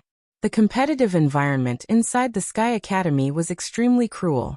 But for Li Tianlan, everything here was like heaven. After a lifetime, peace and joy filled his heart most. It was the 6th day of school.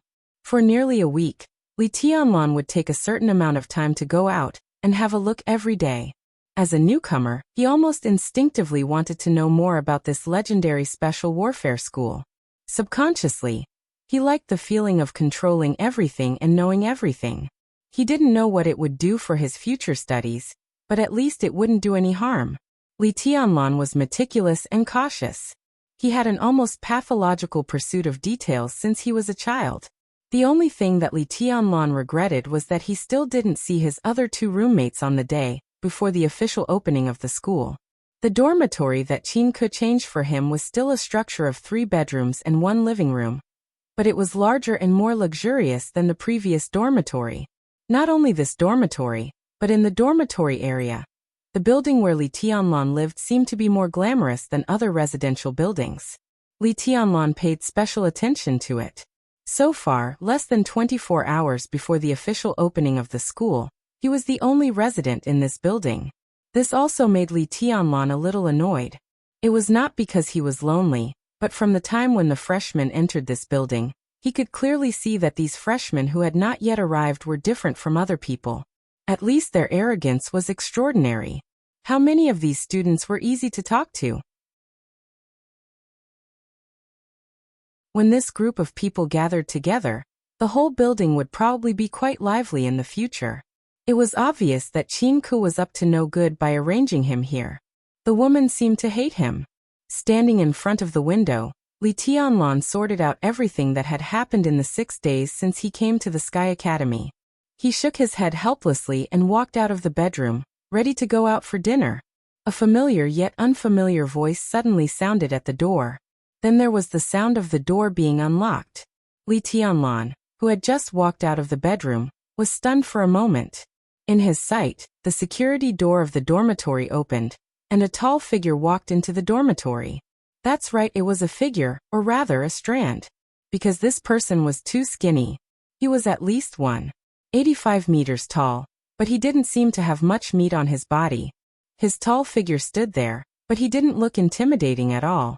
Instead, he looked like a bamboo pole, giving people a feeling of weakness. He was dressed in black sportswear, which looked like an empty robe. A dark brown wooden box was slung on his back, but his back was so narrow that the long box was shaking. The young man with long hair and a somewhat decadent temperament was stunned when he saw Li Tianlan. Then a smile appeared on his white and thin face. He took the initiative to reach out his hand and said enthusiastically, "Hello, I'm Li Beitian. I'm Li Tianlan." Li Tianlan reached out his hand and shook hands with him. The man's palm was the same as his body, full of bones. "Li Tianlan? Oh, we're from the same family, brother. We have 2 characters in our names. To tell you the truth, at the beginning of this year, an old Taoist went to my house as a guest and said that I would meet a noble person around the Qingming festival."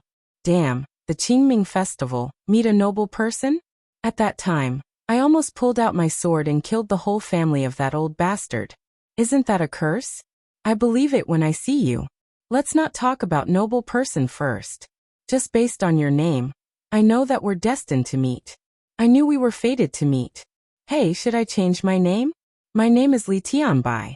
If we go out like this, will people think that we're brothers? Forget it, the name Li Tianbai is too ugly. How domineering is Li Beitian? What do you think? How about you change your name to Li Lantian? That's better. Li Beitian grabbed Li Tianlan's hand and shook it hard. The smile on his thin face was bright and he talked nonstop. Li Tianlan's expression was stiff. It was the first time in his life that he had seen such a super familiar person. It was quite an eye-opener. However, this kind of familiar character was much easier to accept than the arrogant character he had expected. The corner of his mouth moved, and he laughed dryly. There's no need to change my name. Even if I don't change my name, we're destined to meet. Besides, Li Tianlan hesitated, but in the end he couldn't turn a blind eye to such an obvious point. He directly complained. Besides, if I change my name to Li Lantian, what kind of heaven will you worship? Well, that makes sense. Li Beitian pondered for a while and nodded in agreement. If you change your name, I'll become a joke. Where's my room? Li Tianlan could barely keep up with this kind of jumping thinking. He pointed to the other 2 rooms and said, "There are only the 2 of us here now. You can choose any of the other 2 rooms." Li Beitian was really casual. He dragged his body, which was estimated to be about 50 kilograms at most, into the room closest to him. He put the long box on his back on the bed, and threw away the weekly diary in his hand. Without even looking at the student code of conduct on the bed, he smiled casually and said, "Brother, want to have a meal together? When I came here, I saw that there are many restaurants in this shabby place. You came earlier than me. Do you have any good places to recommend? I'll treat you. If you want to go to a restaurant after school starts tomorrow, you'll have to pay credits. I won't be able to afford it then. I'll go to the nearest one." Li Tianlan's tone was calm. He was not particular about food. As long as there was meat, he was satisfied. The food in the cafeteria might be ordinary to others, but it was truly delicious to him. You don't know how to live. Li Beitian rolled his eyes and took out his mobile phone. Wait a minute. I'll grab a girl, and let's have a good meal together. I'll ask her to book a table first. 3 people, right? Do you have any friends? Li Tianlan suddenly thought of Yu Qingyan. Although he was related to Qin Weibai and Yu Donglai, he was not very familiar with Yu Qingyan. In the past 6 days, they only had a meal together. Now he should ask her to come. However, looking at the smiling bamboo in front of him, Li Tianlan was a little hesitant. If he asked Yu Qingyan to come, would he be like a lamb walking into a tiger's mouth? He shook his head subconsciously. Before he could speak, the burglary-proof door of the dormitory rang again.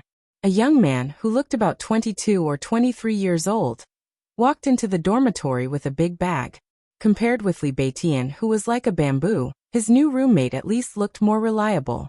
He was of medium build, short hair, thick eyebrows, big eyes and bronze skin, looking very masculine.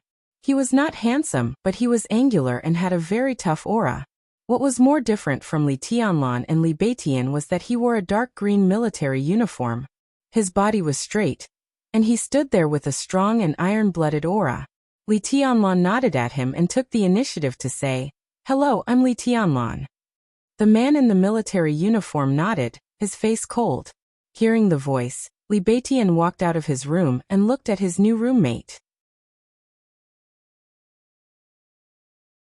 He raised his eyebrows slightly and his eyes stopped at the badge on his shoulder.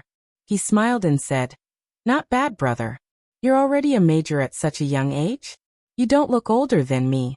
Which army are you from?" "Border Control Corps Ning Qiancheng." The major was a man of few words. When he mentioned the Border Control Corps, his words were full of clear pride. Li Tianlan's eyes narrowed slightly. He lived at the border all year round and did not know much about the outside world. However, he knew something about the Border Control Corps. The full name of the Border Control Corps was the Border Praetorian Corps of Zhongzhou State. It was responsible for setting up defenses and guarding the borders of the entire Zhongzhou State. It had a total of nearly 600,000 soldiers and could be said to be the most elite large army in the entire Zhongzhou State. Its combat effectiveness was well-deserved. Once a war broke out, the entire Border Control Corps would be the front line of the entire Zhongzhou State. The camp where he grew up was near the border between Zhongzhou State and Annan State. There was also a Border Control Corps station dozens of kilometers away from the camp. TSK. Impressive. A major of the Border Control Corps. You're very valuable. Which army are you from, brother? Li Beitian exclaimed and moved closer to Ning Qiancheng, laughing. Thunderbolt Battalion, Deputy Battalion Commander of the Guards Camp. Ning Qiancheng's tone was indifferent, but his pride was becoming more and more obvious. Someone close to Marshal Dongqing? Li Beitian froze for a moment. His mischievous expression finally disappeared and he asked solemnly. The Thunderbolt Battalion of the Border Control Corps was the army directly under the command of Marshal Dongqing Wudi, the commander of the Border Control Corps. The guards camp of the Thunderbolt Battalion was responsible for the safety of the senior officers of the Thunderbolt Battalion. Ning Qiancheng was able to become the deputy battalion commander at such a young age. He was definitely Marshal Dongqing's confidant, and also the young talent that the Marshal of Zhongzhou State valued the most. The total size of the Border Control Corps was nearly 600,000 people, and its combat force was nearly 550,000. They were stationed in the provinces at the border of Zhongzhou State and other countries. Its internal structure was complicated, and it held great power. It was known as the Small Military Department. How could a young man who was favored by the commander of the Border Control Corps be ordinary? Yes. Ning Qiancheng glanced at Li Beitian and his tone became more and more indifferent. Li Beitian raised his eyebrows slightly and seemed to be deep in thought. He muttered to himself, Border Control Corps Ning Qiancheng. This name sounds familiar. Ning Qiancheng raised his eyebrows slightly and looked at Li Beitian arrogantly. All right. Li Beitian suddenly slapped his head. Ning Qiancheng of the Border Control Corps, Drunbilidicheng. Are you Drunbilidicheng? Drunbilidicheng. Li Tianlan, who was watching from the side, twitched the corner of his mouth and almost burst out laughing. Li Beitian ignored Ning Qiancheng's almost spitting fire eyes. With an excited face he chattered on. I've long heard of your name. You're Drunbilidicheng, aren't you? I heard that you love to show off and can do anything. People in Jianghu call you Drunbilidicheng or Brother Drunbility. I've heard a lot about you. Now that I've seen you today, you really live up to your reputation. Ning Qiancheng was speechless. Live up to his reputation? What the hell did that mean? Was his performance just now very pretentious? How did this damned bamboo pole in front of him hear that damn nickname? Wasn't that nickname supposed to be something that only circulated in a small circle? Who are you? Ning Qiancheng looked at Li Beitian with his teeth clenched. He wanted to skin him alive. Me? Oh, I'm Li Beitian. I don't think you've heard of me. Li Beitian patted Ning Qiancheng's shoulder and greeted him casually. Come Tianlan, let me introduce you. This is Drunbilidicheng. You can also call him Brother Drunbility. Brother Drunbility is famous for his skill in acting tough. Of course, his strength is also unfathomable. He's one of the top 10 experts of the younger generation, much stronger than me. I'm Ning Qiancheng. The muscles at the corner of Major Ning's eyes twitched wildly. He was about to roar. This was Drunbility Chung? What kind of bullshit introduction was that? Yes, Drunbility Chung is the same. Brother Drunbility, stop acting tough. It's our first time meeting, and I'm very reserved. I don't understand your profound artistic behavior. Li Beitian laughed and put his arm around Li Tianlan's shoulder. Hello, Major Ning. Li Tianlan smiled and extended his hand. His eyes were gentle and clear. He didn't mind treating a real soldier, especially one who dared to fight at the border with 120% respect. Hello, Tianlan. Hearing that Li Tianlan didn't call him Brother Drunbility, Ning Qianqing's expression relaxed and he had a good impression of him. He was really tired of hearing the name Drunbility Chung. However, those who used to call him that were his friends, and he couldn't turn against them. In his opinion, it was a dark history. Hey, Drunbility Chung. You. Don't call me Drunbility Chung. Okay, Brother Drunbility. Don't call me Brother Drunbility. I'm not your brother. Li Tianlan smiled and shook his head. He didn't move, but he felt his phone vibrate slightly in his pocket. He took out his phone and opened it. On the screen, a photo of him and Qin Weibai snuggling together and hooking fingers appeared. Li Tianlan's eyes softened instantly. On the screen there was a message from Qin Weibai. It wasn't a text message, but a WeChat that seemed to Li Tianlan to be quite high-tech. I've arrived in Billy State. The air in Bruxelles is good and the sunset is beautiful. We should come and have a look together. Li Tianlan's eyes were gentle. His fingers tapped on the screen for a long time, but he didn't know what to reply. He suddenly found that Qin Weibai had changed her profile picture. Her profile picture used to be a vast expanse of white snow, pale and dazzling. Now it had become a piece of white paper. Li Tianlan subconsciously enlarged Qin Weibai's profile picture. On the paper, there were 2 lines of light and graceful handwriting, like flowing clouds and flowing water. At this moment, Li Tianlan's mind was filled with the intoxicating look of Qin Weibai when she wrote these 2 lines. Who are you to me? Who are you to me? Li Tianlan took a deep breath. At this moment he was in the Sky Academy, but his mind seemed to have flown to Billy State thousands of miles away, to the sunset in Bruxelles, the capital of Billy State. The sunset there was beautiful, but the beauty beside him was even more beautiful. It was a very strange and comfortable feeling. He held the phone and looked at Qin Weibai's new profile picture. For a moment, he was reluctant to put it down. Beside him, Li Baiqian's incessant chatter was still ringing in his ears. It's okay not to call you Drunkard Chung, but Drunkard Chung, you even refuse to call me Brother Drunkard. It's hard for me to understand. Tell me, what should I call you? By the way, I heard that the officers of the Border Control Corps all have code names. Tell me, what's your code name? Beside Li Beitian, Ning Qianqing held his breath. He glanced at Li Tianlan calmly, who was holding the phone, and said calmly, My new code name is Man of Sacrifice. Drunkard Chung, you're showing off again. Get lost.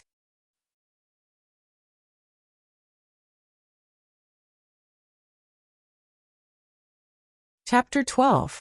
Generally speaking, Li Tianlan was very satisfied with his 2 roommates. Li Beitian was always joking around. He could get along with anyone quickly without the slightest arrogance or reserve. Such a person was undoubtedly the easiest to get along with. Ning Qianqing, the major of the Border Control Corps who was described by Li Beitian as a pretentious habitual criminal, was a little arrogant, but his personal cultivation was very good and he was not a bad person. Sharing a room with such a roommate was a very comfortable thing. Before this, Li Tianlan was really worried that the Sky Academy would send him 2 arrogant playboys with strong backers. If so, he would have a headache. Even if he wanted to dominate the world and make the Li family return to the peak of Zhongzhou State, it did not mean that he wanted to dominate the Sky Academy. He just wanted the most precious graduation place. As for other times, Li Tianlan would rather keep a low profile and quietly earn credits. Even if he could not keep a low profile, it was also good to be kind to others and accumulate more connections. If the Sky Academy really sent him 2 arrogant playboys, the dormitory would be in chaos all day long. Li Tianlan could not keep a low profile even if he wanted to. Li Beitian and Ning Qianqing coming over was exactly what he wanted. Lunch was Li Baiqian's treat. The three of them found a nice restaurant. Li Beitian pulled a pretty girl from his mobile phone's contact list. She was also a freshman of the Sky Academy. Her surname was Yi, and her name was Huayu. It was a very unique name. Yi Huayu's way of addressing Li Beitian was also shocking. She kept calling him young martial uncle, with an extremely respectful manner. This made Li Tianlan even more certain that the dormitory building he lived in was extraordinary. Of his two roommates, one was a young talent favored by the commander of the Border Control Corps, and the other was some martial uncle. Their backgrounds were certainly not simple. Obviously, except for himself, those who could live in that dormitory building all had a powerful background. After lunch, Li Beitian put on the airs of a senior, and righteously said that he wanted to visit his martial nephew Yi Huayu's dormitory. Ning Qianqing said that he wanted to visit some of his comrades. Li Tianlan returned to the dormitory alone, shut himself in his room, and began to meditate. The so-called meditation had many names, such as dhyana, vipassana, mindfulness, and meditation. The names were different, but the effects were exactly the same. The highest realm of meditation was to forget oneself and pursue absolute concentration. In martial arts, the importance of meditation was no less than the importance of increasing one's strength and speed. In fact, it might even be more important. The more powerful one was, the more they valued meditation. It was no exaggeration to say that meditation was a part of martial arts. Moreover, it was the core and the most important part. To freeze ice with a wave of one's hand, to ignite fire with a raise of one's hand, to snap thunder with a flick of one's finger. To achieve all of these, one's strength and speed had to reach a certain level, but at the same time, one needed to have an absolutely focused will. If one's will couldn't be focused, how could one explode with the strongest destructive power and combat strength with just strength alone? Both willpower and strength had their limits. Some people were stuck in the ice-condensing realm all their lives and could not enter the fire-flaming realm. It might be because their strength did not meet the requirements, or their willpower could not be concentrated enough. In martial arts, without concentrated willpower, it was impossible to enter the ice-condensing realm or the fire-flaming realm, let alone the mysterious invincible realm. A day passed quickly in meditation. At 3 o'clock in the morning, Li Tianlan opened his eyes and moved his body. Then he lay on the bed and listened to the sound of waves beating on the shore outside the window, quietly waiting for dawn. A few hours later, the school officially started. At 6 o'clock in the morning, Li Tianlan, who had slept for less than 3 hours, was awakened by a knock on the door. Ning Qianqing's calm and somewhat arrogant voice sounded outside the door. "Tianlan, it's time to assemble. Get ready." Li Tianlan looked at the time and agreed. He put on his camouflage uniform, hurriedly washed his face in the bathroom provided in the bedroom, and then walked out of the room. At 6:40, all the freshmen of the Sky Academy had to assemble in the entrance square not far from the dormitory area, and then participate in the first entrance maneuver of the Sky Academy. The first one to pass the maneuver would be rewarded with 80 credits. This was written in the student code of the Sky Academy, and Li Tianlan naturally would not forget it. "Where's Tianlan?" Zhuoqing wake Tianlan up quickly. "It's time to assemble." Li Tianlan poured a glass of water in the living room. As soon as he took a sip, Li Beiqian's hurried voice sounded from the porch. With the sound of the door closing, Li Beiqian's figure directly appeared in the living room. "You didn't come back last night?" Li Tianlan and Ning Qianqing asked in unison. "The freshman girls of the Sky Academy are too enthusiastic. I fought all night. How could I have time to come back?" Li Beitian chuckled. His skinny face, which was no less than a skeleton, had an expression of reminiscence and indescribable wretchedness. "Skinny, who the hell are you? The girls of the Sky Academy are all proud and arrogant. Which one of them is ignorant? It's not easy for you to sleep with them whenever you want to." Ning Ziyuan narrowed his eyes and looked at Li Beitian with a playful expression. "Of course they fell in love with my handsomeness. It's human nature for men and women to love each other." Li Beitian tidied up the empty clothes on his body and said with a proud expression. "Bullshit. Handsomeness and handsomeness? Those women might as well find a cucumber. Ning Qianqing's face was full of sarcasm. How can a cucumber be compared to me? I'm a cannon, okay? I shot to fame. How can a cold cucumber be compared to my cannon? Shot to fame? Cannon? I think you hit the nail on the head. Look at you, you're like a bamboo pole. How can you be compared to a cannon? Needles are more like embroidery needles. Pretentious Chung. I'll fight you to the death. Li Tianlan rubbed his temples, feeling a headache coming on. He smiled bitterly and said, Okay, there's no time for you to fight. It's time to go. Li Beitian and Ning Qianqing snorted at the same time. The former wrapped his skinny hand around Li Tianlan and scolded him indirectly. Tianlan, you have to listen to me. It's not enough for a man to just be pretentious. Yesterday, I inspected the girls' dormitory and found that the quality of the girls this year is quite good. Come with me another day, and I'll introduce you to a few. I guarantee you'll be comfortable. Ning Qianqing clenched his teeth and glared at Li Beitian without saying a word. Li Tianlan shook his head and said casually, Mediocre. I'm not interested. As he said this, the dreamy figure that was now in Bruxelles appeared in his mind again. What was that woman, who seemed real and illusory at the same time, doing now? Li Beitian wanted to say more, but Ning Qianqing said impatiently, Are you going or not? It'll be too late if you don't leave now. Do you think the school bus will wait for you? Go. Li Beitian laughed. The three of them went out together, got on the school bus, and went straight to the entrance square. At this time, the open square was already densely packed with countless freshmen, all dressed in camouflage uniforms, lined up in a very neat phalanx on the square. Li Tianlan and his two roommates arrived at the square at the same time, and stood at the back of the crowd. Right in front of the square was an exquisite rostrum. At this time, a row of tables and chairs had been placed on the 3-meter-high rostrum. Several school leaders were already in place. They sat in their seats and chatted casually with their colleagues. Tianlan, do you see that? The one sitting in the middle is the headmaster of the Sky Academy, Zhuang Huayang. He's one of the top 10 experts in Zhongzhou State. Standing beside Li Tianlan, Li Beitian quickly pointed at the rostrum and took the initiative to introduce him. Li Tianlan nodded and glanced at the rostrum with a calm expression. Zhuang Huayang was close to 70 years of age, but he looked unusually young, like a middle-aged man less than 50 years old. He had a gentle and elegant temperament, like a senior scholar, and did not look like a master at all. Top 10 experts in Zhongzhou State? Li Tianlan was lost in thought. Our marshal is also one of the top 10 experts, and his ranking is one place higher than that of Headmaster Zhuang. Ning Qianqing stood on Li Tianlan's right and said with a cold face. Li Beitian seemed to dislike Ning Qianqing and said mercilessly, Why don't you say 10 years ago? 10 years ago, your marshal was not on the list. A real man doesn't boast about his past achievements. Ning Qianqing snorted.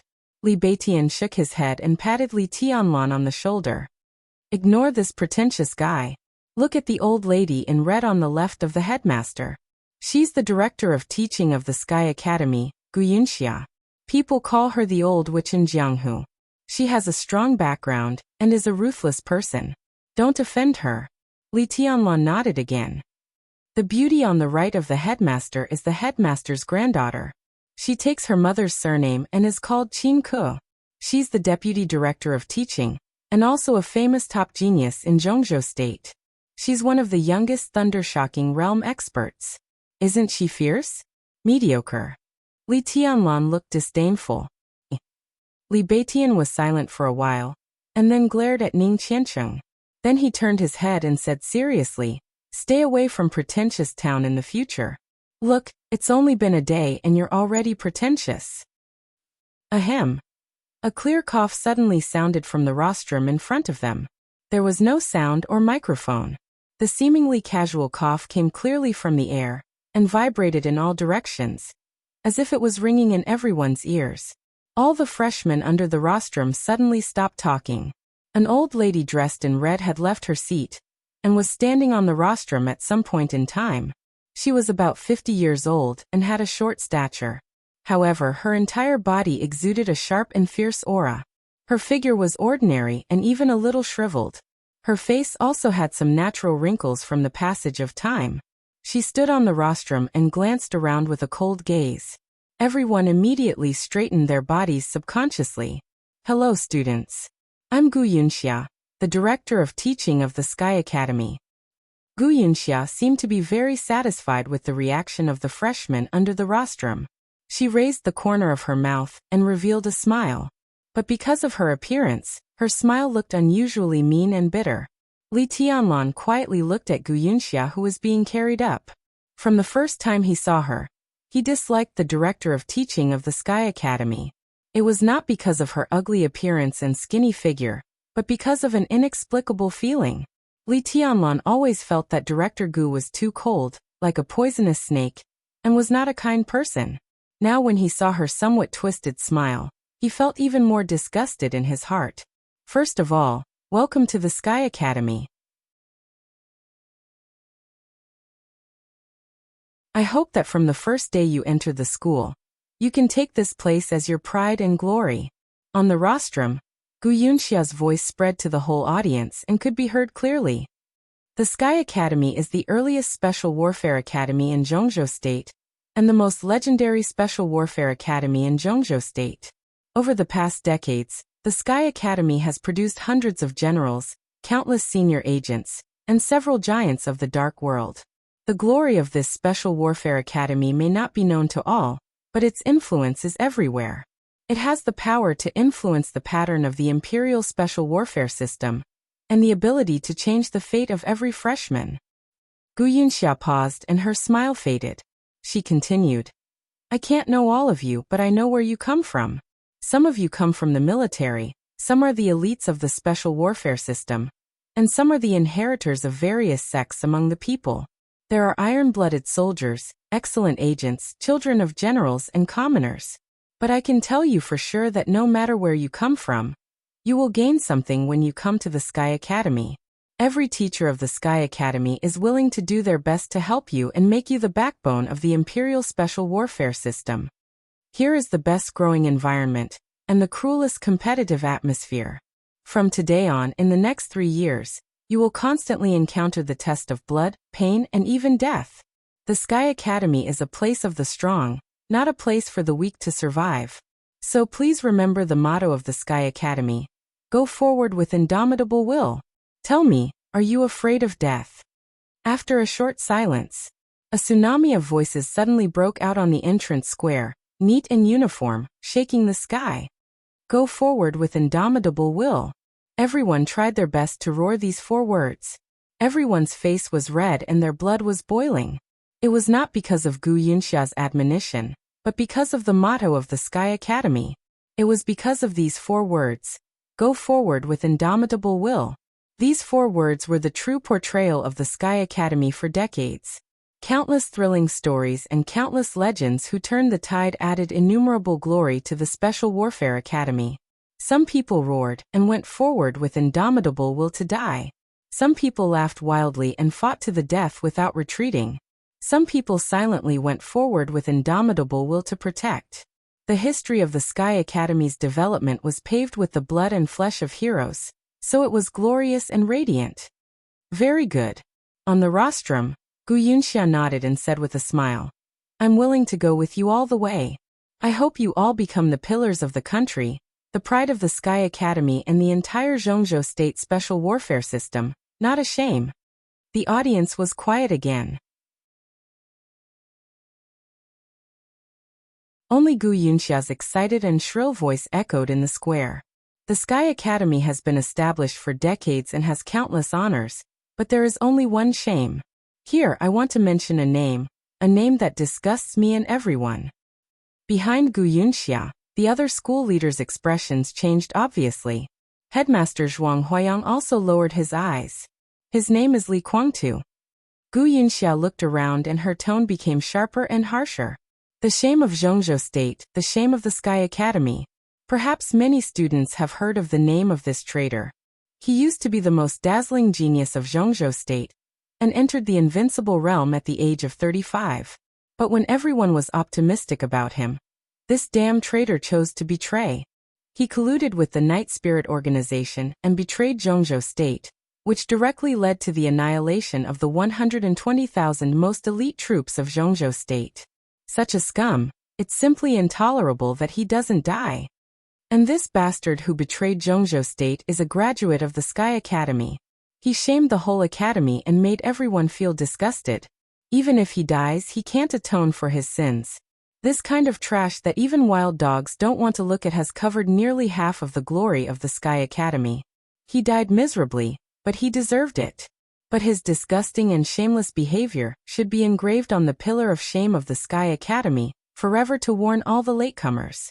Because of such a bastard, our Sky Academy has been unable to lift our heads for many years. Bastard, scum, trash bastard. At the opening ceremony of the Sky Academy, the appearance of these words was simply unbearable to look at.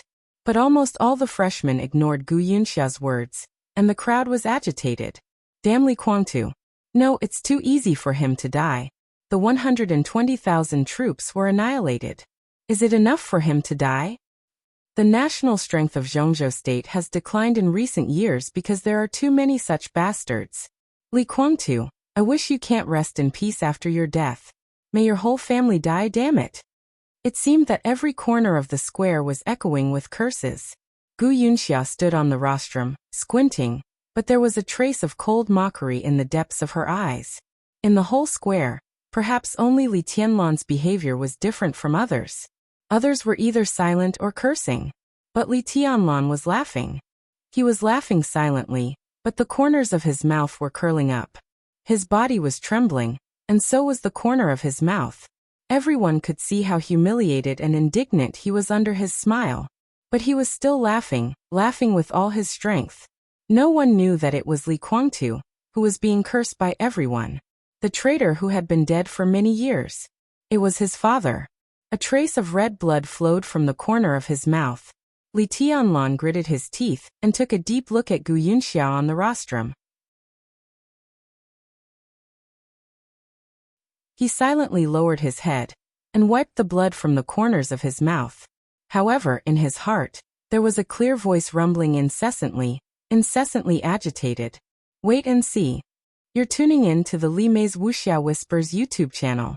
We're so grateful for your support, and don't forget to subscribe to join us on this incredible journey through captivating stories. Your generosity through donations truly makes a world of difference, as it's the primary source of revenue that allows me to expand and enhance this channel for you. Thank you from the bottom of my heart for being a part of this adventure.